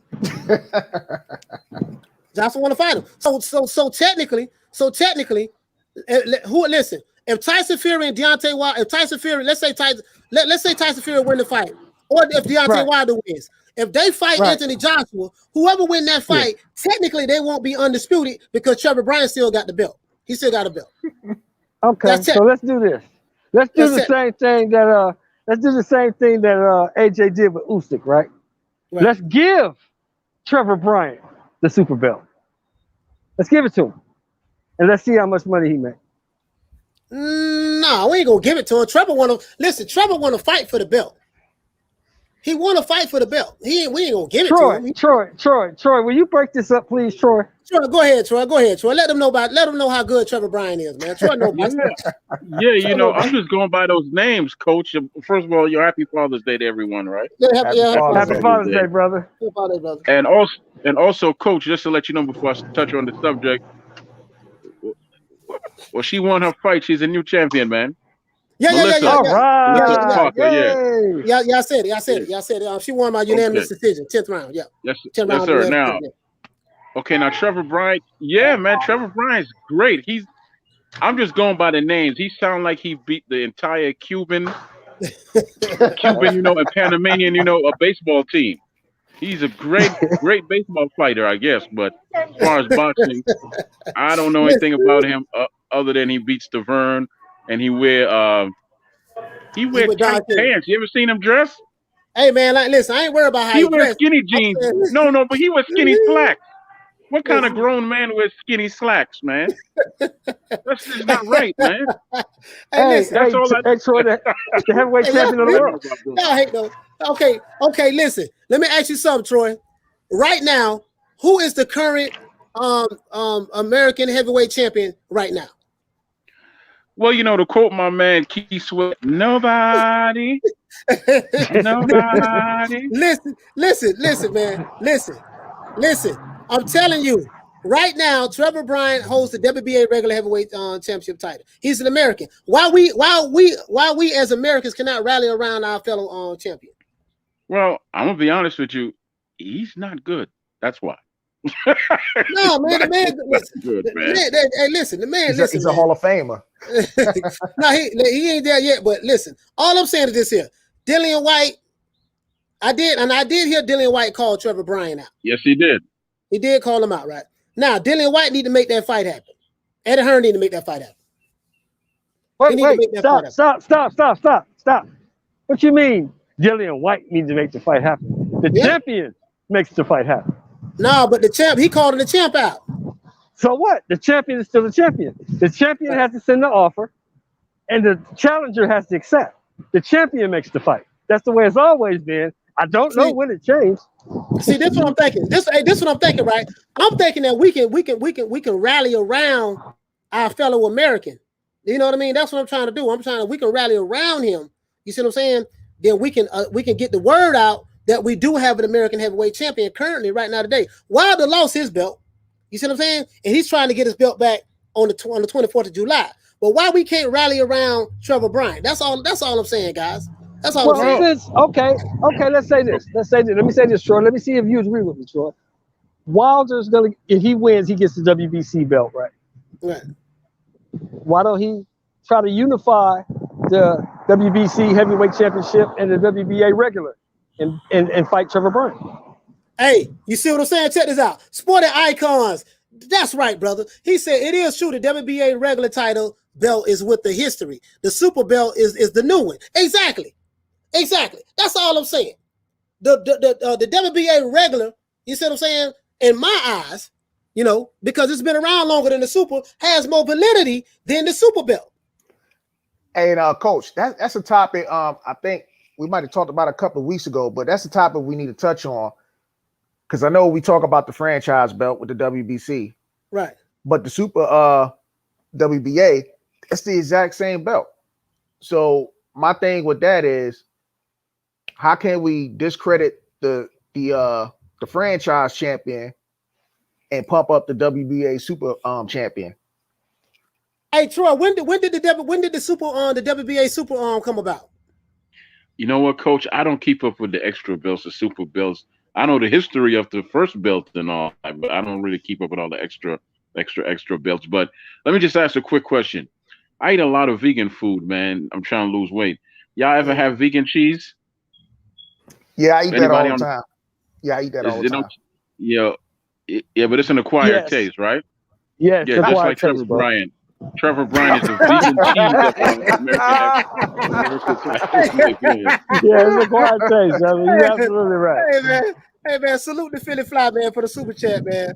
Hey man, look here, man. All I'm saying, man, I'm trying to ride with my dog Trevor Bryant, man. I'm trying to, and he's from New York. He's from New York. Oh, so Bo, you should be rocking with him, bro. He's from New York, Bo. Man, I'm from the Bronx. Where's he from in New York? No, this dude. No. I'm gonna be honest with you now. He's from the capital of New York. Yeah, y'all stay Albany. He's from Albany. He's from Albany. Oh, yeah, he's from Albany. That's why nobody know about him. That's why nobody know about him. Yeah, he's from Albany. He's from Albany. Well, he's not from the city. He's not from the city. He ain't from the 5 boroughs. I can't be his friend. Hey, listen, man. Hey, listen. All I'm saying is here. I'm gonna make a phone call to the Alphabet Boys. I'm gonna make a phone call to them and say, listen, we need to. I'm gonna make a phone call to them and say, listen, we need to get behind our American heavyweight champion. Because since you guys said we gotta support Wilder, and there's nothing wrong with that. We want to support Wilder because he's the black, he was a former black heavyweight American champion. Why we can't keep that same energy with Trevor Bryant? He's black, and he's the current WBA heavyweight champion. Why we can't keep that same energy? Why we can't keep that same energy with him? That's all I'm saying, Troy. He's an acquired taste. If everybody's not crazy about him, okay, that's fine. But hold on, shout out to my brother, man, Blood Retro, man. Yeah, come on here, Blood, man. Everybody jumping on me, dog. They're jumping on me. Yeah. I'm trying to represent for the black American heavyweight champion currently of the world right now, and everybody just disrespecting him. I don't get it. I don't get it. Yeah, man. Well, it's because the belt. It's because the belt is as powerful as the person toting the belt. Always said that in the past, man. The WBA Super Championship, it came around in either 2000 or 2001 as a suggestion. Lennox Lewis was the person who brought this forth because something to do with the fight where he had to fight that big guy from back in the day. What was his name? Michael. Oh, Michael Grant. When he had to fight Michael Grant. That's when it came around. Yeah. See, the super belt, when it came around in the early 2000s, we didn't have social media to question it back then. Okay. We've discussed this several times. Social media wasn't around, so we couldn't really criticize the new tier within the WBA. But when the WBC came up with the franchise belt, now we have social media in place. We're already complaining about all the belts. So it was a big problem. They kind of slid that by us in like 2000 or 2001. But I've been had a problem with it since like 2008. I started talking about that shit. And it is true. The belt that Trevor Bryan has is the one that Ali held, right? Exactly. You go Bucks Red, right? You go Bucks Red, and you hit Trevor Bryan's the heavyweight where it says heavyweight champion. You hit that, and that's the belt that's tied to Ali. The belt, the super belt, is tied to Klitschko, right? So that's how it works out. So it's just one of them issues. But Trevor Bryan, though, I don't know if I could agree with you fully, Coach. I mean, he does have a belt, but it's just a skill. Like on that last card that he had, he's a Don King fighter, by the way, too. That last event they had only did like 20,000 pay-per-view sales or some shit like that. But I watched it. I'm just streamed it for free. But Trevor Bryan just does not have the skill. He's like a big fat guy. He's in his early 30s too, and he's been inactive for several years. He stayed inactive the whole time. But guess what? Champion for a while now, for a few years. No. He just became a champion in January. He beat he won the interim belt against BJ Flores, and then he he won the regular belt. It was an interim belt that he had. Okay, I knew he had a belt. See, to me, all these second-tier belts don't mean nothing, so I mix them up. My bad. Okay, but he's had an interim belt for several years, man, and he was inactive the whole fucking time, pretty much. My bad. Let me cool down on the language. But he was no, Blood, you got that wrong, brother. He was stripped of his title because the government decided that he was a threat. You know, they put him in the same category as Muhammad Ali. You know, he was a threat to national security. So they had to strip him, and he had to go to court, and he won his battle, and now he has returned to his throne. Man, listen, man. Listen. I'm fixing to tell you why. I'm finna tell y'all straight up. Trevor Bryant, he came off a 2.5-year layoff to fight Bermain Stavern January of this year. He fought at the Hard Rock Hotel, right? The reason why he could not get a fight for that 2.5-year stretch, because Wilder, Tyson Fury, Anthony Joshua was ducking him. So Bermain Stavern was the only one that was willing to step up to the plate after 2.5 years. They fought for the vacant title. Trevor Bryan stopped them in the 11th round, and that's it. So if these other guys will step up to the plate, because he got the belt that Ali had, you see what I'm saying? So that's a historic belt. If these other guys will step up to the plate, then maybe we can you know what I mean? Y'all to know more about Trevor Bryan. That's all I'm saying. Blood boxing. I think you need to do a video, bro, on the rise and fall of Trevor Bryant and how the government has persecuted him. Is that he eating too many Twinkies. He's going to Golden Corral all day long. Look at that big old stomach he got, man. Coach, have you seen his physique? Hey, Coach, you got to send him some tips or something, man. Help out Trevor Bryant, Coach. Listen, I'm gonna be his strength and conditioning coach, and I'm gonna get him a dietitian. I'm gonna get him right. Because I'm gonna tell you what happened. He got depressed because he was calling out Joshua. Joshua ducked him. He called out Wilder. Wilder acted like he didn't know who he was. He called out Tyson Fury. Tyson Fury said that he didn't want no smoke. So he went into depression, and he just started eating. He's mentally strong. He's mentally strong because his strategy was to get your Bermain Stavern as a Philly cheesesteak, right? And that's what he does to his opponents. He pitches them as food. And he eat up on their ass. But they got to be fat boys, though. Hey, listen, Blood. All I'm saying is this. This is all I'm saying. Whether you like it or not, we have only one American heavyweight champion right now today, and it's Trevor Bryant. That's all I'm saying. Whether you want to accept that or not, I'm not saying I don't accept it, Coach. I don't accept it. Well, I'm saying this. This is what I'm saying. Then we're gonna have to start our videos and push for the induction of Bermain Stavern, since he's such a Hall of Fame legend, and we got to get him into the International Boxing Hall of Fame. First ballot Hall of Fame. Yeah, we gotta get him in. Since he fought the mighty Bermain Stavern. You know, Bermane Stivern's fought everyone. Hey, He's the greatest heavyweight boxer in the last 20 years. Am I right, Blood? Yeah, you're right. Yeah, that's right. Bermane Stivern, and he's promoted by the greatest promoter around, Don King. Only in America, baby. Only in America we have Coach Malachi. And come on here and get it wrong with this kid Trevor Bryan. Ain't that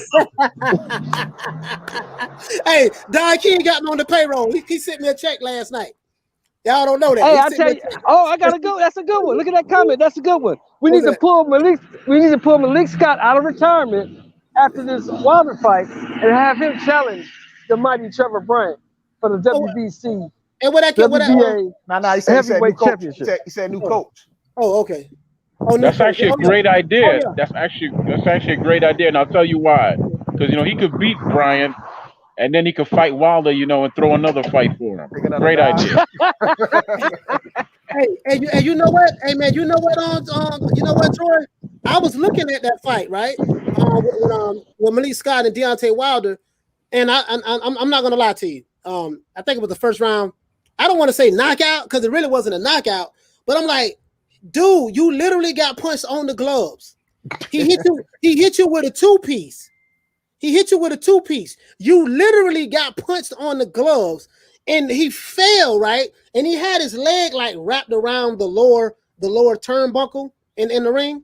He had his leg wrapped around it, and he looked at the ref, and he tried to get. He faked like he was trying to get up, and the way he fell back down, I said, "Is this dude trying to tell us that he's really hurt and he can't recover?"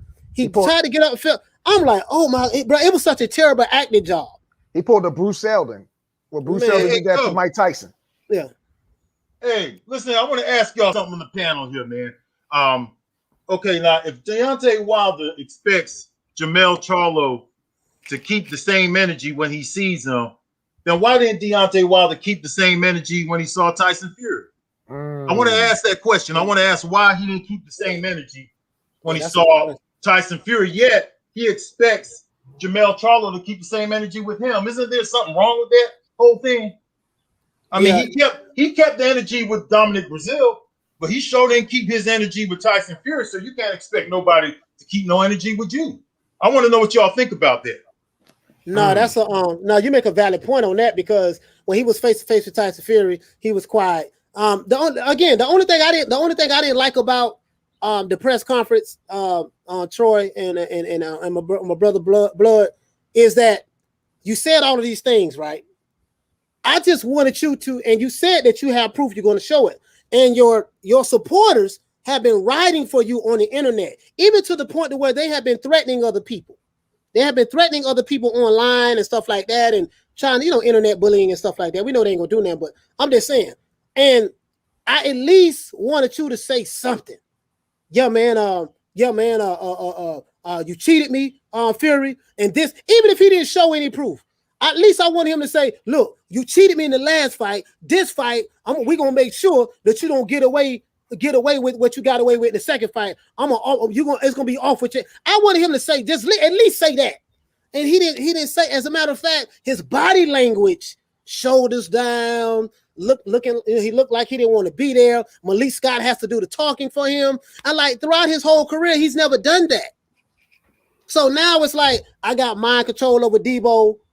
When he come around, I don't say nothing, but when he leave, I go back to talking again. I mean that, I can't respect that, because I can never see Muhammad Ali ever doing that in the fight. He never did that with anybody. Now some people come out and say, "Oh, he did it with Leon Spinks." I said Muhammad Ali was sick around that time, man. That's when you really saw his disease kicking in.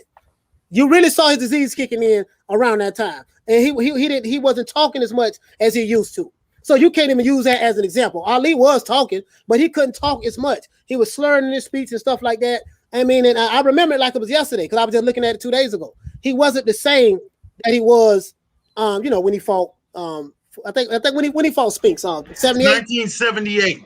And he was diagnosed with Parkinson's, and they say it was 81, but it was really 1978, the same year that he was diagnosed with Parkinson's.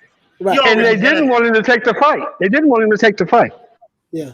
No, because he had went through too much with that Shavers fight in late '77. He needed to be out of there since 75. Really. Yeah. Really. You know what? In my opinion, Blood, I think after Ali had beat George Foreman in 74, that should have been his last fight. In my opinion. I would have been happy with that, but I'll give him up to Manila. Manila, because that's 75. Oh yeah, you're right. He took a lot of punishment in that Manila fight too, even though he won. I think if he would have left after the Foreman fight, he would have kept his faculties for way longer, or maybe even kept them for good. Because he took a lot of the damage after that fight, that second reign during the rope-a-dope reign of his career, where he would lay against the ropes and let them big killers like Ron Lyle and then wear themselves out. Yeah. And Ali was tough as nails, man. And then like I tell people, I say, man, people are like, well, he stayed in the sport too long. Yeah, he did stay in the sport too long, but at the same time, you got to understand, he lost millions of dollars, trying to help people. I remember the Nation of Islam was raping him. Herbert Muhammad was raping him dry of his money around that time as well. Even after Elijah Muhammad died, so he still had to make, he still had to try to fight to make money. You know what I mean? And that's what it was. Yeah, he was financially. And you got to remember Shavers and guys like that too. He used to put a lot into. And you got to remember this too. Oh, go ahead. I'm sorry. And y'all got to remember this too, Blood. See, that goes to prove the LDBC's point that he's not on the level of Deontay Wilder, because Ron Lyle would not go 2 rounds with Deontay Wilder. Man, you on something? What you smoking over there, man? What you smoking over there? You smoking some of that killer shit. Some of that real killer. That's what they say, brother. That's what they say. Hey, Blood. No, he dead serious. They've been saying that, bro. Bro, I've never seen. Listen, hey, Blood. This is what get me. And I say this to you and Troy. And Phil. These guys are in their 40s. I'm 47, right? These Alphabet Boy channels, these guys are in their 40s. And some of them, I know the other guy who haven't been online in a while, for non, he's in his 50s. These guys are old enough to know better.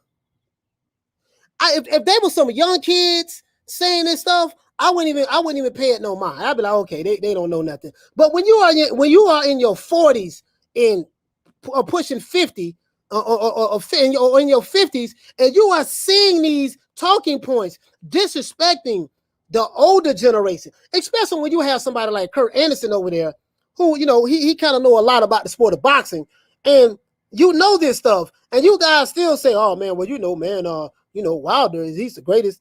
Like I don't agree with this narrative that he's the hardest puncher in the heavyweight division in history, and not throughout the history of the heavyweight division.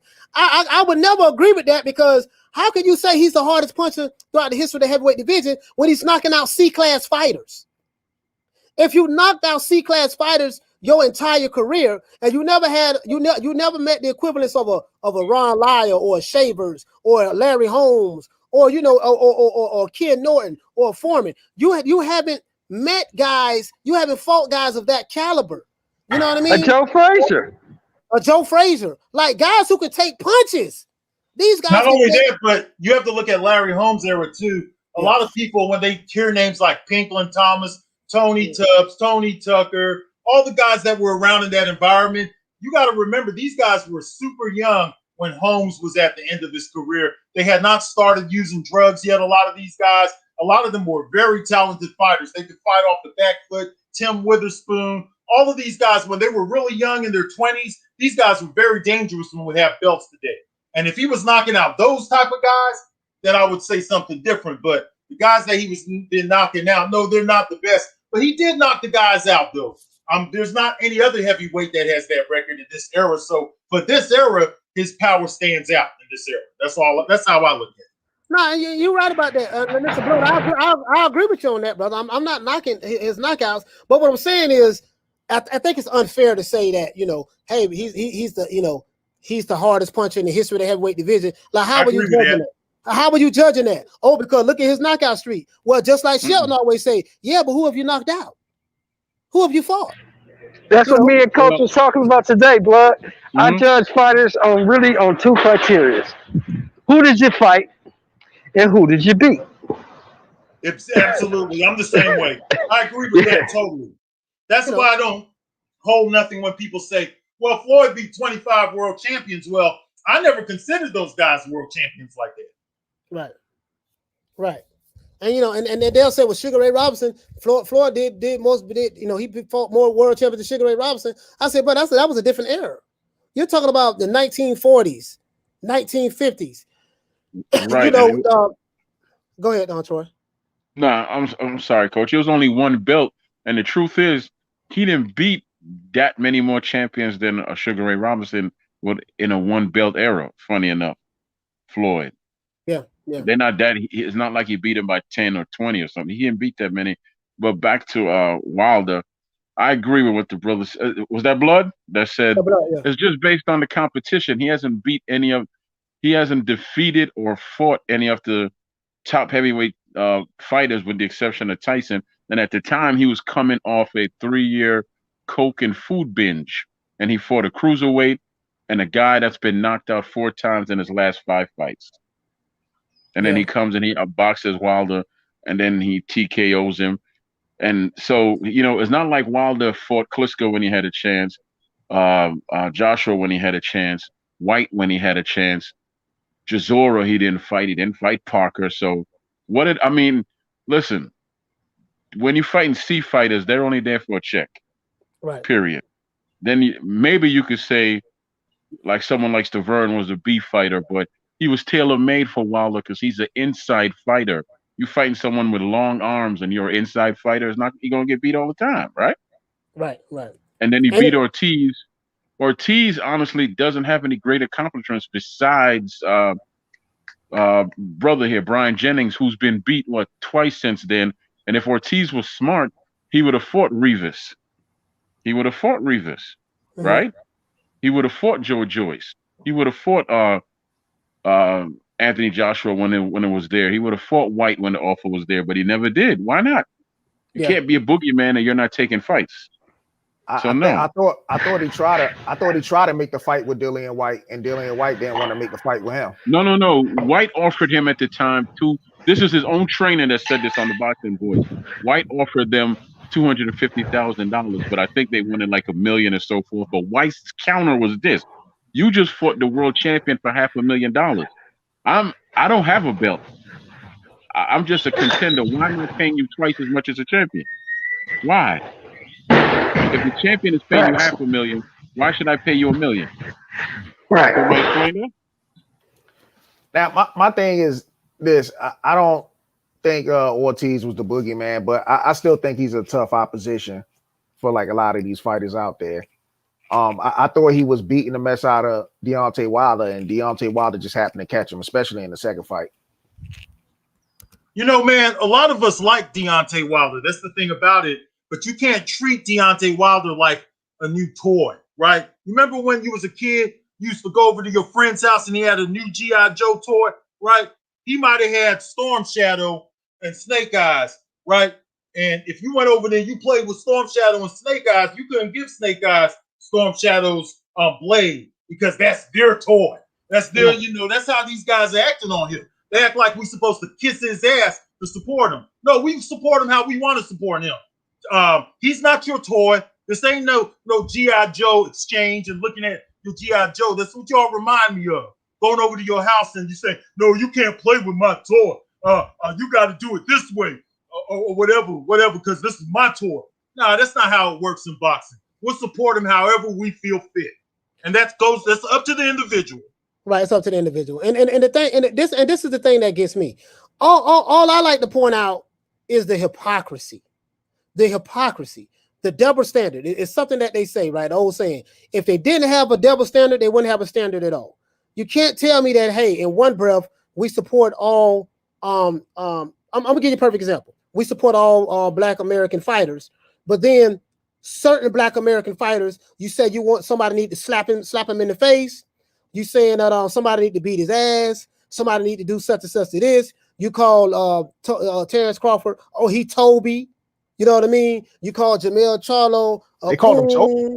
Yeah, they call him Toby. They call him Toby. Yeah, Bob Arum treat him like property. That's what Errol Spence said. Then the alphabet. Top ranked Toby. They call him top ranked Toby. Top ranked Toby. You use all of these racial epithets that these racist white people in America back in the day used to call us, but you use these same racist talking points against people who you call your brother. And I like to call out the hypocrisy of it. Wait a minute. You say I support Black American fighters. We don't, we got to get behind them. But you pick and choose when you want to support Black fighters. You pick and choose when you want to be pro-Black. And every time I turn around, you're threatening other Blacks. You're threatening Sugar Hill, right? I hope you burn up in the car fire. And while the other guy who's hosting the show, he's sitting there smiling and laughing and kiki. And it's my Fred. Yeah. That's what he did. And he does that all the time. And that's not talking bad about him. That's telling the truth. That's what he does. Yeah. And because I saw that interview, and that's why I don't like Drew the Midget to this day. I don't like that dude because I'm not gonna wish death on nobody. I'm not gonna wish death on you over a fighter, one who I don't know, two who's worth $40 million, right? Over a fight. And let's say if I go do something to somebody because of this fighter, when I go to jail, I'm gonna get a life sentence. I'm gonna be taken away from my family, or possibly I can get killed, all because I got so emotionally invested and wrapped up in this particular fighter. You can't tell me that you support Black fighters, but Terrence Crawford is top ranked Toby. Anthony Joshua is a coon. Dillian White is a Sambo. What other American fighters they talk bad about? Toby, I never heard that shit. That's me. Andre Ward. Andre Ward. Oh man, Andre Ward. Yeah, listen, bro. Like I want to touch on that. You guys have a history of tearing down Black fighters. Mark Breland getting death threats. Mm-hmm. Come on, man, this is ridiculous, bro. Like I think these dudes a couple of years ago, right? They was trying to go in on Andre Ward, especially Fred, right? To the point that the word got back to Andre Ward, so they go to Top Rank and they try to confront Andre Ward, and Andre Ward told Fred, he was like, "Yo, you ain't nothing but an opportunist," and Fred pretty much was shook. He didn't even know what to say after that. Yeah.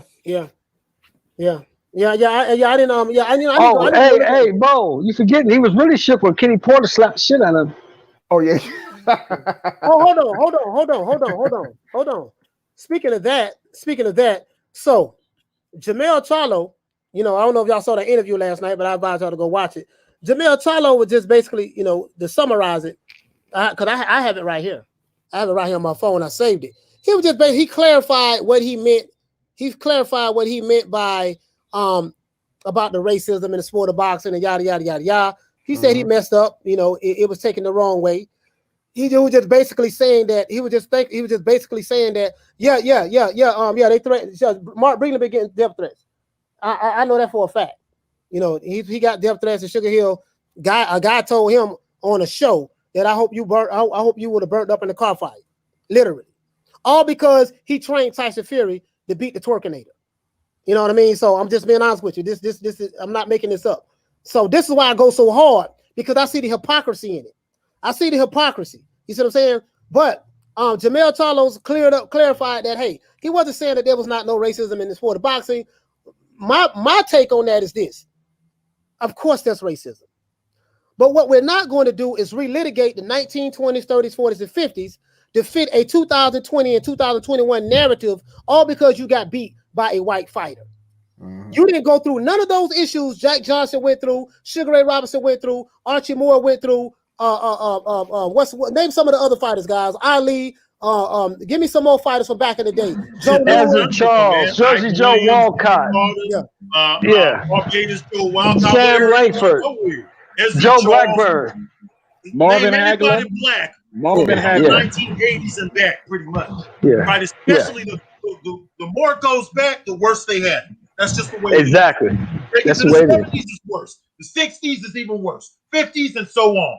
Right, all the way into where guys have to walk in and see somebody getting lynched, like Curtis Anderson came on here and broke it down to us that time. Right, they had to go through shit like this and see their stable mates and stuff be lynched and all kinds of stuff because they ain't go by the rules. Right, so it's been worse and worse. And those fighters, they paved the way for what these fighters have today, which they're very privileged The reason why Deontay Wilder is one of the most privileged is because he doesn't have to, like all the NFL and NBA athletes and stuff. If they say the wrong thing, they get fined, right, by the commission and all of that. Boxers have more freedom to go out there and say whatever they want to say.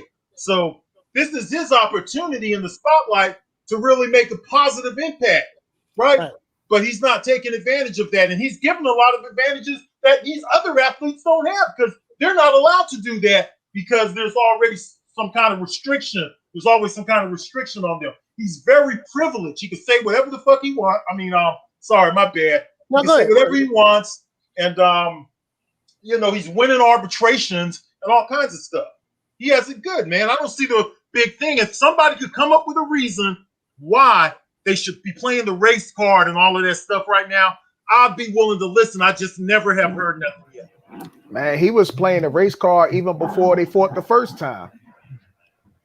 Yeah, I mean, and see, I take that very serious because I'm like, dude, there's dudes who went through some real stuff and in order to pave the way so that you can have a net worth of $40 million right now, and for you to live in that mansion that you're living in Alabama, and for you to take serious issues of the past because your pride was hurt, because you got beat by a white guy on Black History Month in front of all of your fans. You see what I'm saying? For you to take that and tie all that into your loss because your pride was hurt. I can't respect that. I can't respect that at all. And then to have your rabid fan base go around, threatening people and, if you don't say what we want to say, we're going to ostracize you and call you this A, B, C, and D. And I'm like, no, man, I don't like bullies myself. So I'm like, no, man, we ain't doing that. Let me ask y'all a question. I want to ask Blood and Troy a question because we all from around the same age. Me and you too, Coach. What the fuck does on code mean? You got to be on code. What does that mean? I'm finna tell you. They got that from Tariq Nasheed. Tariq Nasheed. Well, really, it was before him. Tariq Nasheed. I used to be a part of the pro black YouTube channel circuit. The Tariq Nasheeds, the Sinetta TVs. I went through all of that. I remember when Young Pharaoh was in prison, when he got out of prison, and he had a debate with the whole Arm and Raw squad right down in Harlem, and it was at nighttime. Him and Sarah Sutton said it was right there. Like, I went through all that, so I get it. What they're saying about on code is this: you don't. And it's amazing they say this because they don't follow the code that they say you need to be on code about. Anytime there's an issue that comes up, all of us supposed to rally around and say the same talking points, whether it's true or not. We got to be on code. So I give you a perfect example. Everybody is supposed to ride for Wilder, and nobody is supposed to criticize him. If you don't ride for Wilder, that means you're not being on code, right? Whoever we decide to ostracize in the black community, if you defend them, you are not being on code because that guy we are ostracizing him because we see we see that he is deemed to be outside of the popular thought of our community. So you're supposed to, stay on the pro-black message, attack whoever we say attack, call Coon, Sambo, Sellout, Uncle Tom, whoever we say to do. And if you don't do that, then you will be called a Coon, Uncle Tom, Sellout, and you are not being on code.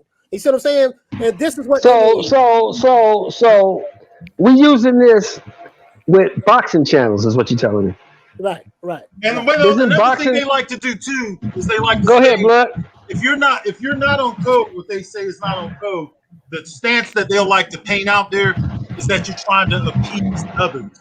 You're trying to appease others. You're just trying to get a pat by others on the back and all that kind of stuff. All right. Just because we don't see it the way they see it on an issue. Now we're trying to appease others and we're not on code. Just because we don't see it how an extremist sees it or something like that. Man, get out of here with that. So basically, I'm not supposed to have my own opinion. I'm not supposed to see what I see with my eyes as a boxing fan. Exactly. And critically critique boxing for what it is. I got to make boxing into as a man altogether. Yeah.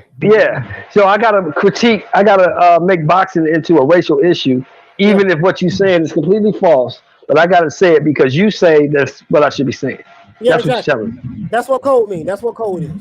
That's okay, pretty much. Fuck you. That's pretty much it. That's pretty much it. And then what happens is, what gets me is these guys are in their 40s and some of them are in their 50s. You old enough to know better. Stop taking serious issues that happen to fit your narrative. Dude, you just lost the fight. That's all it was. You lost. There's no reason for Sugar Hill to get threatened. There's no reason for Mark Breland to be threatened. Listen, this is another thing. This is what pissed me off even more. Mark Breland has an impeccable reputation in the sport of boxing. He's arguably one of the greatest fighters that America has ever produced, especially coming out of the Olympics. He probably was the best boxer on that Olympic team, 1984 Olympic team, arguably. This is the black man last time I checked. Because you lost and got beat, you lied on this man. You scandalized this man's name and you threw him under the bus. Now, I don't care nothing about you firing him. Trainers get fired all the time by boxers. That's not the issue with me. The issue is you accused him of something that was not true. How do I know it was not true? Because you never proved it was true. To this day, you have not proved one accusation that you have made against anyone that to be true. You have not brought one iota of evidence. This man was getting death threats. Mark Breland was getting death threats, right? Because you know how rabid his fan base is. He got a crazy fan base. You know what I mean? I even have him to come to me because YouTube filter out a lot of comments. I would advise you bold. This is what you can do when you look at going to the back office of your YouTube analytics of YouTube Studio. When you go into the back office of your YouTube Studio, you will see where you will be able to look at your comments, right? And when you look at your comments, you'll be able to look through the filtered comments. Because there are comments that YouTube filters out when people use like certain words, like vulgar words, like if you use the N-word or say call somebody, what you call certain homosexual, the F word, and yada, yada, yada, they will filter that out for you to look at that comment before you post it. I can show you some comments that I get that YouTube filters out. Bro, they call me everything. Literally. Like they call me everything, but I feed on it, you know what I mean? Because when you take here's the question though. But won't come on the panel to say nothing. They'll put it in the chat and then they'll vanish. Right. Shows you the content of their character. I mean, and that's fine. And that's fine. And my thing is this here. Whoever's on the panel, Troy's not going to be disrespected on this panel. Blood is not going to be disrespected on this panel. Shelton, Bo, no one is going to be disrespected on this channel because I don't have a type of channel to where we're going to be doing all this cursing and you calling this dude F you. I don't run this channel like how Fred run this channel. Disrespect to Fred, but you ain't going to come over here and be threatening people. I'm not going to do that. We're going to have a respectful dialogue or debate. And when you get to the point to where you feel like you need to get disrespectful, okay, brother, then we just gonna end it. I'm gonna kick you off on the live, and we just gonna move on. I'm not gonna tolerate that because you were not going to disrespect any of my guests.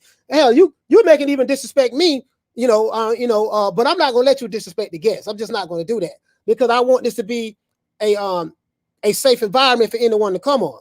But this is just how these dudes roll and how they rock, and I just don't respect it, man. But me, it is what it is. And I just don't respect it, to be honest with you. These guys are too old. They know better. And that's what get me. They know better, man. You in your 40s and 50s, dog. How y'all feeding this at this age? Like how? And I just don't get it. I like Deontay Wilder worth $40 million. Why y'all threatening Mark Breland? Well, Mark Breland don't even talk. To me, I think they're using the same fucking recipe that Ben Crump uses and all them other cats along that same ilk. They find something polarizing and they're using it for personal gain. That's how I see it. Yeah, that's what they're doing. I'm not gonna say they going to the route what Ben Crump and all. I'm gonna say they doing it because they just trying to get interviews with a lot of these fighters that they be creating narratives for. I think that's the main thing, especially like barbershop conversations. I got to give it to him. He's out there. He's a go-getter. Him and like Ellie Setback and whatnot. But I think he always create these narratives. Well, not him personally, but the people that he associate with. They create these narratives in order to get interviews because a lot of these boxers, they be watching those, the YouTube, boxing community as well. And if they see somebody is supporting them hard, they're going to give them interviews.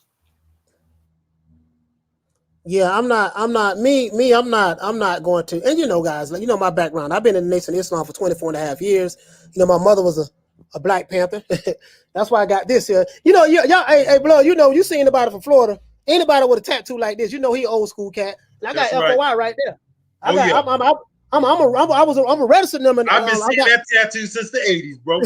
You see what I'm saying? So, my mother grew up in Philadelphia, in the 60s. She was born in 1944, right? So, she grew up in Philadelphia in the 60s. So, her experiences around that time, I never experienced what she experienced, right? But I was ingrained with the hate, from her. You know what I mean? I was ingrained with the hate from her. So that's why that was in me, and that made me prime for the NOI, with my grandfather. Now, see, that's what people don't get. See, I was raised by my grandmother. Right. My grandmother was born in 1916. Mm-hmm. See what I'm saying? So her experiences with white people were way different than mine. So everything I learned about white people came from her and my grandfather. Right. And if all their experiences with white people were bad, what do you think they taught me? Right. Well, because that's all they had. From that. We're not too far removed from that because my grandfather was born in 1912. You know what I'm saying? So, we're not too far removed from that. I knew my grandfather before he passed away too. So I got to hear firsthand some of the experiences they went through. So if every experience you've ever had with white folks is bad, what do you think your outlook is going to be until you experience something that changes the way you see it? You see what I'm saying? No. Well, I can tell you this much. My grandmother was 19. She was 10-3-10. That's her birthday, right? 10-3-10. I never really heard her say anything hateful. I never did. She just always told me to be strong, man. Be strong, and that every smile is not your friend. That's what she always said to me. Well, your grandmother was a real nice lady, and I'm sorry for your loss. No. I didn't say she didn't have any problems. I just said that she taught me to be strong. But I do remember this. When we were sitting down watching Tommy Morrison fight Ray Mercer, right? And Ray Mercer started to put him on him. She has a thick Jamaican. She has a thick accent, born in Jamaica. So she was like, and Ray started to beat him. She's like, beat him for slavery, beat him for civil rights, beat him, beat him.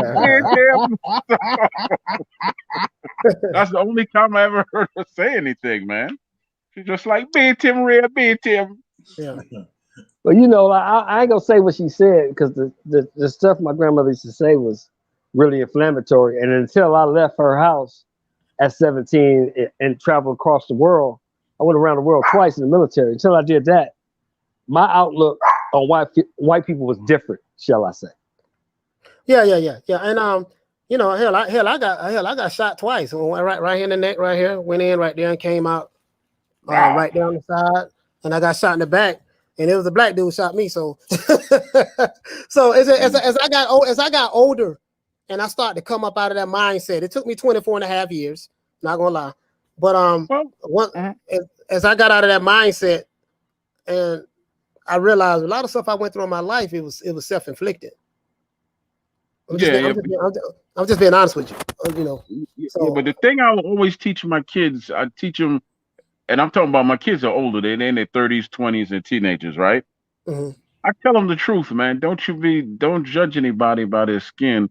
Let them show you who they really are, and then you could form a judgment like that. But always know your history.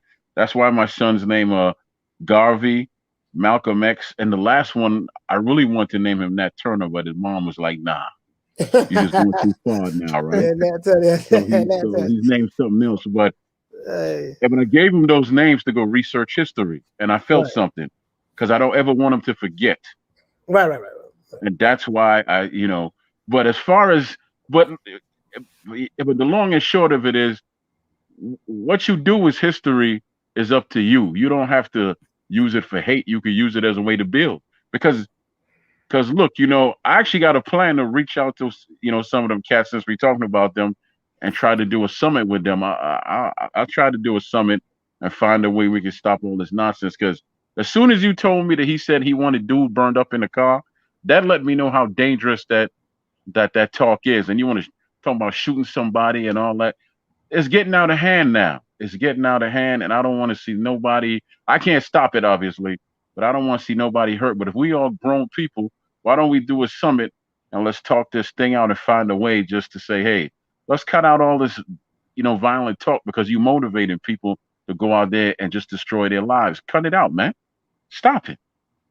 I just don't see the need for that.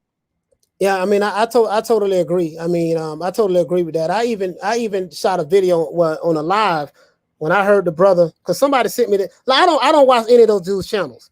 People send me stuff on my phone, on my DM, on my Instagram. They say, Coach, man, look at this. And some of my show topics I get from videos that people send me. They want me to cover it, so I'll cover it. Just to respect the the subscriber base. Okay, I'll cover it. Let me look at it.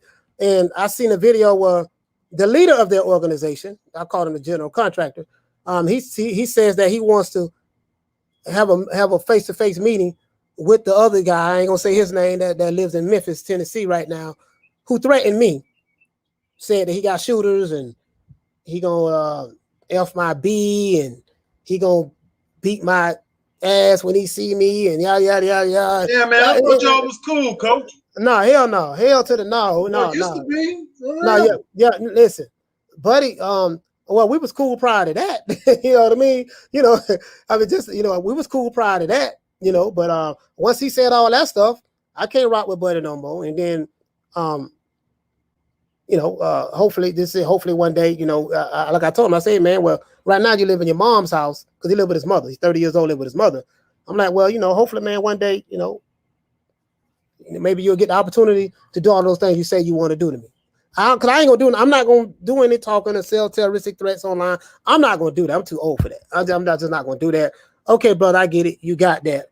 You know what I mean? But the other brother was on Fred's show, and he called in and he said, and the brother sent me a snippet of it. He called in. He said, "Yeah, man, I want to meet Buddy," because he came on that show selling Fred out and selling the whole Alphabet Boy community out. Fred was just sitting there smiling like he always do, rocking his head, smiling. And so the leader of the organization, Alphabet Boy organization, called in and said he wanted to meet him at the fight. I want to shake his hand, and then I'm going to slap fire from his mouth. And then he said that after I slap fire from his mouth, make sure you come by yourself now, because you come with anyone else, I'm going to pull my pistol out and I'm going to do this to you. Pull the trigger. Now, this guy's in his 40s, damn near 50. How in the hell? So I say this getting crazy now. You in your 40s. So let me break this down, Coach, so people can understand what he's saying. So he said was he won't give him $1,000. He gonna pay him $1,000 to come to Vegas. I forgot about the $1,000. Yeah, you're gonna give him $1,000. Then you gonna meet him. You want to shake his hand. You want to have a conversation with him about all the shit he been saying about your king, Deontay Wilder. And then you're gonna slap fire from him. And if you bring anyone else with you, I'm gonna shoot you, is what he said. That's what he said. I heard the whole interview. Yeah. I heard it live. He said, I'm gonna shoot you. So we talking about, so let's say this dude comes up shot, right, Blood? Right, Coach? Yeah. So you talking about lying in wait, premeditated murder, because you called and told him to do all this, and you paid him to show up. So not only are you talking about getting life, if you're in California, you're gonna get the death penalty. Yeah. For that shit. So why would you say some dumbass shit like that on a platform that's worldwide? That makes no sense at all. To be honest, I don't even think them dudes even mean half of the things they say, man. Because I used to see it all the time through YouTube. People giving like idle threats and whatnot. Talk about they gonna shoot somebody when they see them. Then when they see each other, nothing really happens and stuff like that. I mean, I'm not gonna put it past them. Here's my point, Bo. Say the boy do come up shot, because he does live in Memphis, Tennessee. Memphis ain't one of the nicest places, especially the ghettos of Memphis. Say the boy does come up shot, and you done put all this shit out online about what you're gonna do. Who's the first person they gonna come looking for? Oh yeah. I mean, it's online, so they put their business out online. Yeah. Hey, the federal government watches this platform. They're probably watching it right now. I mean, I seen YouTube channels where though they flying drones over people's houses just to troll, and half of them they be making threats because they hoping maybe one of their subscribers will do the dirty work for them. Yeah. Well, see, I don't know about y'all, but I know about me and Coach Blood. You probably done had some dealings with them white folks too, right? So what happens is I'm gonna tell you what happens. Yeah, shit. What you talking about? So I'm gonna tell you what happens. You gonna come in there with your story? Well, I was just talking online. It really didn't mean nothing, and blah blah blah. Well, we got somebody dead, and this is the information we have, and we really don't know who did it, but we got you, and somebody gonna pay for it. Well, all I can say to 78, if something does happen to whoever you're talking about, Coach, and he gets going to jail, he ain't gonna be 78 no more. You know, he gonna be 69. Yeah.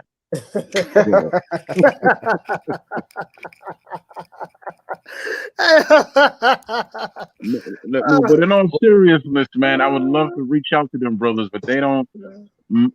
All of them that I used to listen to have blocked me. Every last one of them. So I don't know how to reach out to any of them. Hey, Coach, you from Florida? You remember what them old people used to tell you back in the day? What's that? That little red flannel between your lips to get you killed. Oh man, listen, man. Listen, I'm gonna be honest with you, man. Like, you know, I was born in 74, but just me coming up, what my mother instilled in me and what my grandfather Kareem, you know, he was born in 1930. What he instilled in me, he said, listen, man, when somebody threatens you, you believe them. You take all threats seriously. So that's the era I come from. I come from an era where you say you're gonna do this, I believe you. The only problem for you is that I believe you. And that's all I'm gonna say. That's all. The only problem is I believe you. You know what I mean? So I you know, you tell me you're gonna do something, I believe you. I have no reason to believe that you won't do anything that you say you won't do. Now, that's all. I believe you. You know what I mean? So I don't think that I'm gonna be sitting around just waiting, you know, but I'm just saying. Yeah, so basically what you said is what I say. Well, you take that how you want to take it. Yeah, but I believe you. Yeah, I believe you. Yeah, I believe you. So you want to take me away from my family, make sure I'm not breathing again, and remove me from the earth. Okay, I believe you. I understand that concept, Coach, but because I've been on YouTube for so long, man, listen, I've been getting threats since like 2007, and I've yet to see anybody show up. I've had people take my IP address. I've had people. I know I'm telling you the truth. People have actually cracked into my computer. They've actually hijacked into my computer, man, which is a federal crime to do that, right? But they ain't coming to Florida, huh, Blood? What's that? I said, but they ain't brought their ass down to Florida to help them. They never did come to see me ever. But they wrote me and they had the address right. And I told them they had it right. But I ain't seen nobody. I've been waiting since 2007 for some of these guys to show up and see me. They're never going to come, man. They're never going to come. There ain't nobody like that built like that. I think sometimes, like, when people be calling in them shows and stuff, it's just a bunch of shit talk over line is all. Yeah. I've been dealing with it for a long time, and it's just a bunch of trash talk. That's all that is. I seen it where people they used to hack into live streams, like on YouTube live streams, and they take over. They didn't put porn on there and everything while the person was live streaming. I don't know how they did it. Because people overseas could do that, and there's not really much you could do sometimes because there are hackers out there who just like to mess with people. I've been attacked by those type of guys before, right? And that's some of the worst because those guys are like, you don't know who the hell these people are. You know what I'm saying? They just got some skills over the computer. But you know what, Coach? That's a good thing that you're getting all this hate mail because if you wasn't, that means you ain't doing nothing. That's just the way it is in this world, man. If you was just sitting on here, you wouldn't get no kind of threats or nothing like that, and people that concerned about you, that means that what you're doing is right. It's effective. Yeah, I mean, don't get me wrong. I'm not over here crying, shaking in my boots. I'm not doing that. I'm just saying, like you the one educated me, Blood, on, because you've been doing this way longer than me. I only been doing it for 6 months, but you let me know that, hey, man, you've been on it a long time. This is what these guys do, and I'm like, okay, cool. And online, I'm cool with that. But when you go to telling me, yeah, man, we want to see you at the fight, and if you show up, I hope you show. It was a YouTube channel told me this. I hope you show up at the fight.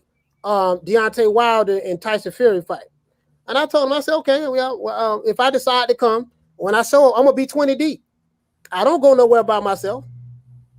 If I'm coming to your city, if I'm coming to LA, right, or if I come to Baltimore, wherever Troy's at, I'm gonna reach out to people who I know. Troy, I'm in your city, right? I know some people say you got to check in with the OGs or whatever. I don't really look at it like that. It's like if I come to Gainesville, I'm gonna call them a blood. I mean, you see, because I don't know the area, I don't know your turf. You see what I'm saying? And I know that any time, you know, if I'm in the wrong area somewhere, some dudes can really get at me because I'm like a fish out of water in your area. So I'm gonna get in contact with people who are already there, who know me, who I know, and we're gonna establish, make sure that wherever I go, I'm gonna have safe travels and stuff like that, because these youngsters don't know who you are, and anything can happen if you end up in the wrong place. That's anywhere I go.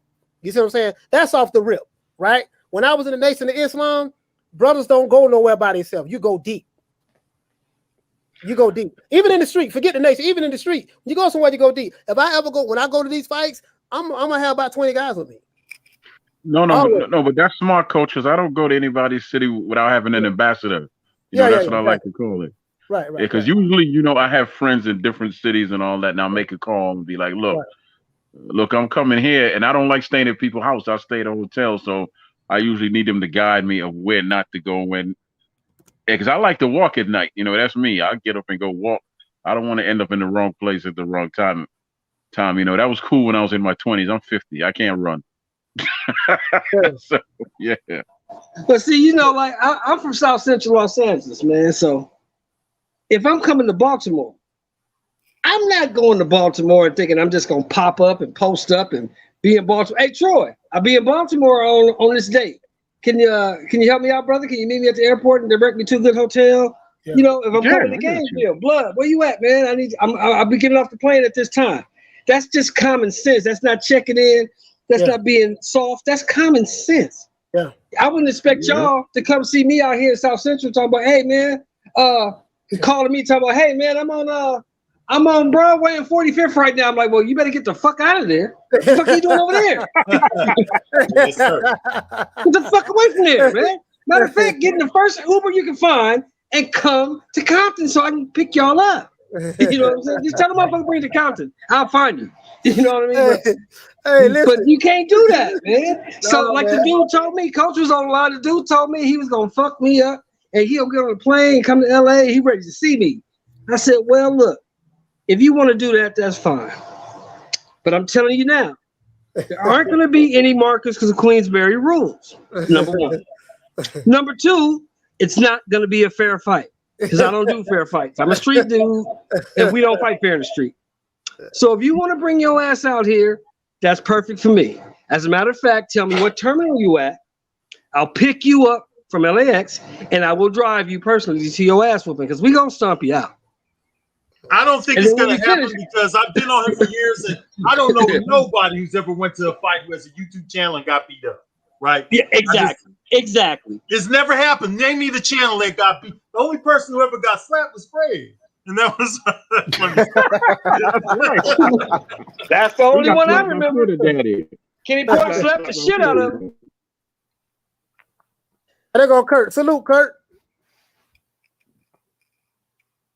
Yeah, but I'll be honest with you, today, like, I really just prefer peace. And at the same time, I'll tell you a quick story. Then I'm gonna get back to boxing. So Monday, I was pulling out my parking spot in front of my house. And I slightly pulled out. I looked. Brother came down, zoomed, almost hit my van. And I said, cool, and I waved him on. He waits till I get to the stop sign, pulls up next to me, slams on his brake, almost hits me. Then he gets out his car. So I take off my seatbelt, wind down my window, take off my mask. And he was like, F you this, F you that. You ain't see me coming, B. I'm like, brother, you got out your car after I waved at you and said, cool, to come tell me this? I mean, what's really going on, man? What's really going on with you, man? He's like, what you say? I said, brother, you're not angry at me. What's going on with you, man? Why did you get out your car to do all this? He's like, are you an effing doctor? I'm like, nah. But you got out your car to come and do what? Then he just walked away. And he was like, F you and blah, blah, blah. I was like, okay. I mean, what did he think was going to happen? Yeah. What? I'm not going to tell you what I thought and how I plan to protect myself, because that would sound a little crazy. But, I just don't like to get into confrontations. If I could talk it down and all of that, cool. But Why did you hell you get out your car? 'Cause this is Baltimore. Anybody else would have shot his ass in the face, and I'm not playing with you. They would have shot him in the face. It's called conflict. We know what's up in Baltimore. We know what's happening out there. It's called conflict. It's called conflict resolution. Yeah, I used to live in Baltimore. Actually, I actually graduated high school out of Baltimore. It's called conflict resolution. You know, anytime you can resolve something, diffuse it peacefully. You know what I mean? Like, okay, listen. I remember there's an old Islamic proverb. I used to study Sufism as well, and Prophet Muhammad said, "The strong man is not the one who has the biggest muscles. The strong man is one who can control his anger when he's mad." Because, and that's powerful. Because when you are angry, your ego kicks in, and you want to physically do something when you're angry. It takes a lot. It takes a lot of strength to control yourself when you are angry. Anger is a very powerful emotion. You see what I'm saying? Anger is a very powerful emotion. So it takes a lot to keep yourself calm. Like me, I have a temper. Most black men have tempers, right? But I know that every time I've gotten angry, nothing good ever came out of it for me. I was either going to jail, going to the feds, doing, nothing good ever got shot. Nothing good ever came out of it for me. You see what I'm saying? So now I understand, hey, listen, man, I can't do that. Okay, brother, you got that. You know what I mean? Because the graveyard don't it's full of tough guys. You know what I mean? That's so a anger, fact. I try to. You need to say that again for cats that didn't hear you. That's a fact. Listen, so let me tell y'all this story, because I told you this story. I told you this story on Shelton. I have two friends. They still alive right now today. One friend name is Craig, but we used to call him Cadillac Craig. Why we call him Cadillac, I don't know. He never had a caddy before, but we just called him Cadillac Craig. Another friend name was Kenny Hunter. 1989 is a true story. So Cadillac Craig and Kenny Hunter, they wasn't the best fighters in the world in our neighborhood, but they used to talk a whole lot of trash. But Cadillac Craig got Kenny Hunter mad. We used to call him Kenny Hunter, right? That was his name. So one day he cursed him out. Kenny Hunter wanted to fight. So Craig went to running around the car, and Craig went to running around the car, and Kenny was chasing him. He was chasing him. And when he was chasing around the car, just imagine two dudes running in a circle around the car. It's funny as hell, right? And so Craig was talking all kind of trash to Kenny while he was running. So Kenny said that he got mad. He stopped running. He said, "What the hell are you talking trash and running for? You must be running because you scared. You know what I'm gonna do to you." This is what Craig told him. And Craig, what he said was golden. He said, "I'm not running from you because I'm scared. I'm running from that murder charge I'm about to catch." And when he said it, then I was laughing so hard. But I was 15 years old, 47 now. But when I think about it today, it's like, oh, you know what? This dude said some real stuff. Because I have a cousin by the name of we're just gonna say his name 34. That's his nickname, 34, because he grew up on 34th Street. He say, "Man, it ain't hard to kill the N-word.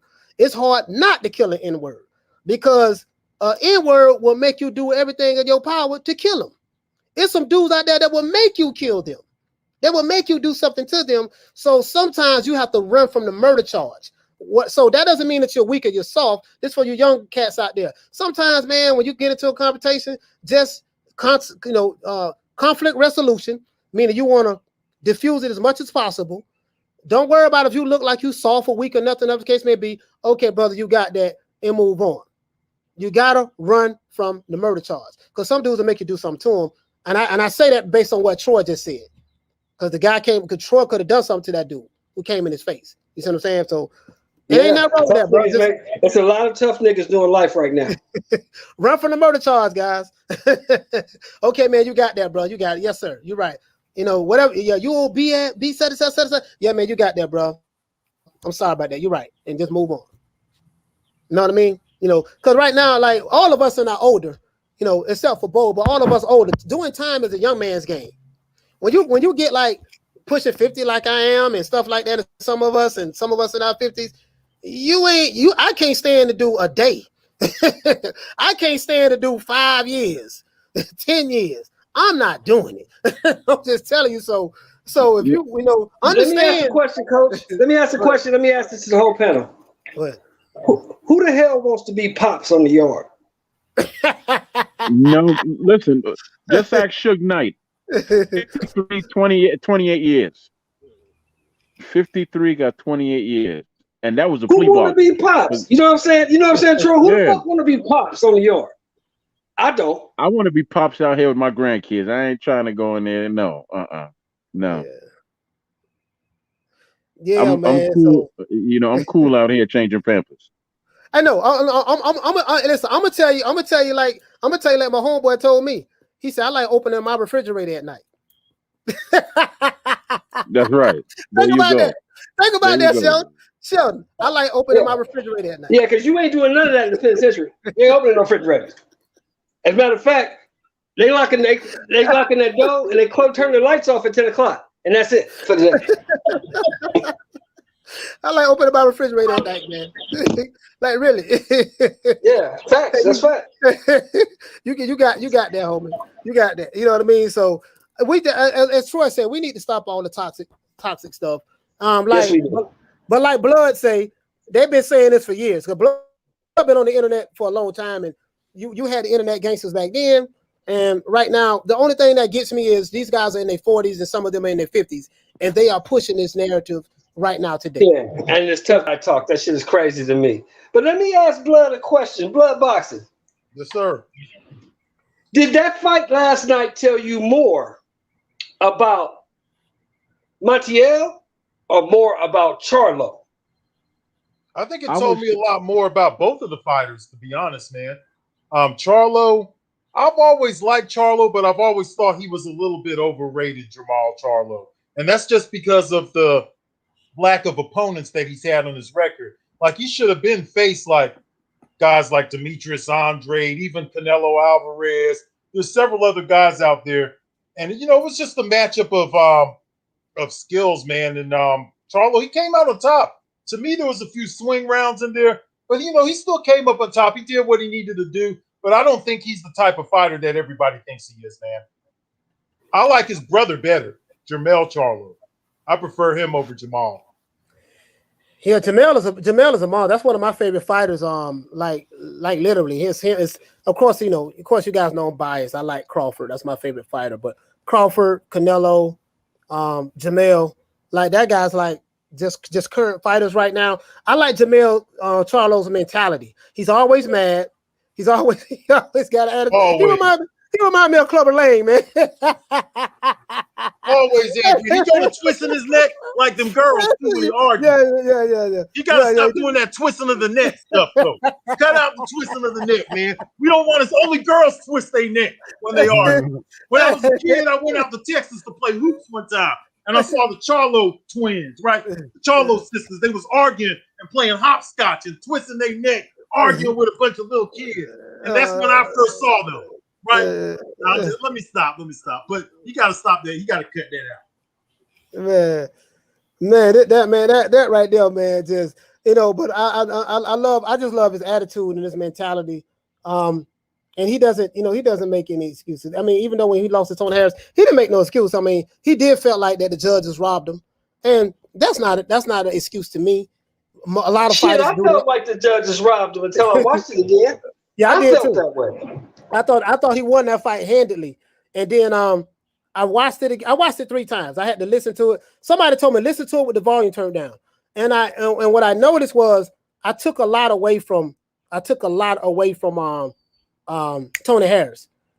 I didn't give him credit. Tony Harris was setting traps that entire fight. Now Tony Harris did get buckled a couple of times in that first fight, but Jermall Charlo was loading up on his punches. He was so angry that he was telegraphing his punches. And Tony Harris had just fought off the back foot, and he was countering him, and he was snapping his neck back. Now, he wasn't hurting Jermall Charlo, right? But he was snapping his neck back. Now, Jermall Charlo was a stronger fighter. He was a harder puncher. That he was. And honestly, I felt like that he won that fight. I really did feel like he won that fight. But when I looked at it again, I said, now I can see what the judges probably looked at. Because remember, all 3 judges ruled the fight. It was a close fight, but all 3 judges ruled for Tony Harris. All three. So it wasn't like it was a split decision or nothing like that. All three judges had it 115, 113, 115, 113. And I think it was might have 116, 112 or something like that. All three judges ruled for him. So, and then, but he didn't make 1,000 excuses. He ran it back and he got his belt back. He stopped him. You know what I mean? So that's what I like about that. You know what I mean? So, hey, but listen, hey, Troy, is there anything you want to say, my brother, before we wrap up?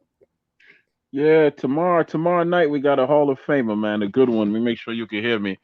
9:30 p.m. Eastern Standard Time, Major Key Boxing. We got a good one / great one. So I know Coach gonna be there. I know Yes, Major sir. Key gonna be there. I know Mark Nash gonna be there, and yours truly gonna be there. The only thing missing is you. So you make sure that you there too. Okay? Major Key Boxing, 9:30 p.m. Eastern Standard Time, and I appreciate the brotherhood I have with Mark Nash and Coach and Major Key. We over here building positive because it don't take negative to build; it take positivity. Come and see what we're doing tomorrow night. Can't sell it any more than that. And if you want to know, since he already said it online, it's Buddy McGirt, baby. Oh, Yeah. oh man, but that's my Oh, guy, and man. Sheldon, Sheldon yeah. gone. Yeah, he dropped off on accident. Yeah, because he so. put me to the challenge. I've been looking for her, man. I haven't found her. I haven't found her Oh, contact man. yet. Bro, I'm Ann gonna beat Wolf. up, bro. No, Bro, I'm gonna beat up, I'm bro. reaching out to Ann Wolf, but I haven't found her yet. But I'm gonna get her. Yeah, I like a challenge, man. I like a challenge. I'm gonna get her. Man, listen, man. Shout out to Shadow Ghost, man. Listen, man. Please subscribe to Major Key Boxing.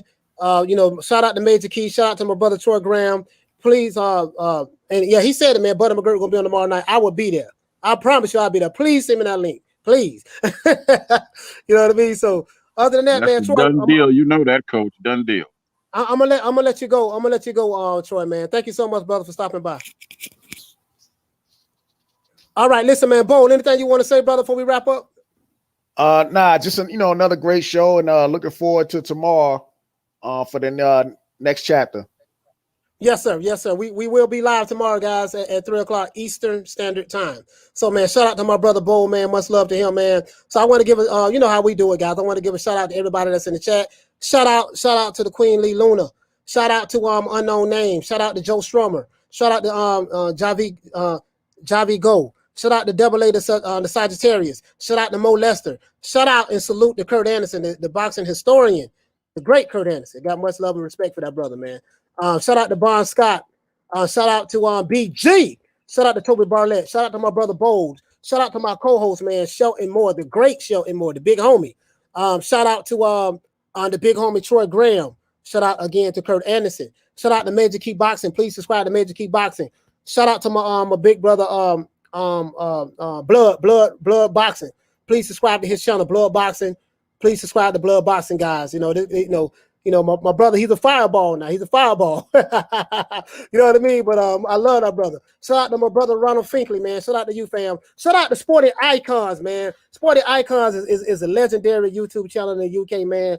I love that brother's work. He has great content. Shout out to that brother, man. I really, really love Sporty Icons. Shout out to Kurt DeVille, Counterpunch Boxing. I don't know him personally, but just shout out to him because he's been receiving a lot of flack from the Alphabet Boys. So I want to support these guys who've been getting a lot of flack from the Alphabet Boys. Shout out to Jermall Charlo. Jermall Charlo, got much love and respect for you, brother. You don't have to bow down to nobody. You said what you said. You stood by it. You corrected the record. Don't worry about it, brother. Ain't nobody going to do anything to you. We support you here in Florida. We support you here in Florida, from Miami throughout the state of Florida, Fort Myers, Hollywood, Fort Lauderdale, Tampa, Florida, Jacksonville, Gainesville, all throughout the whole state. We got you back here. You know what I mean? We got much love for you. Shout out to Ronald Finkley. Shout out to Exclusive News Insider. Shout out to Joe Strummer. Shout out to Matt Sedillo. Shout out to Gooner Season. Yeah, Gooner Season. Shout out to Mo Lester. Shout out to Vanilla Friday. Shout out to Jeff Lucietta. Shout out to who else we got? Graham Taylor. Shout out to Sly Tennessees. Salute the Sly Tennessees, man. I don't have my sound effects hooked up, so please forgive me, guys. Shout out to PED. Shout out to Jabril Bay. Shout out to Graham Taylor. Shout out to Toby Barlett. Shout out to Kathy W. She was in earlier. Shout out to Anna Lee. I think she was in earlier as well. Shout out to Lisa Bell. Shout out to my sister Karma Serene. Both of y'all. Shout out to those queens. Shout out to Mo Lester. Shout out to AOBZ. Shout out to Javis Bickle. Shout out to, let's see who else we have. I want to make sure I get everybody before we go. Shout out to CMD Boxing Report. Shout out to you, fam. Who else we have? I think we got some of the same names. So, and who else I forgot, man? Shout out to my main man, Smith & West. Shout out to Shadow Ghost. Shout out to Punch Drunk Boxing as well. Please subscribe to his channel. Please subscribe to Shadow Ghost. Shout out to Alan Skill. I know I'm forgetting somebody. I always forget somebody, man. Shout out to G Martinez. Man, I always forget somebody, man. Always. Shout out to Johnny Blaze. Johnny Blaze in the building. Shout out to Adrian.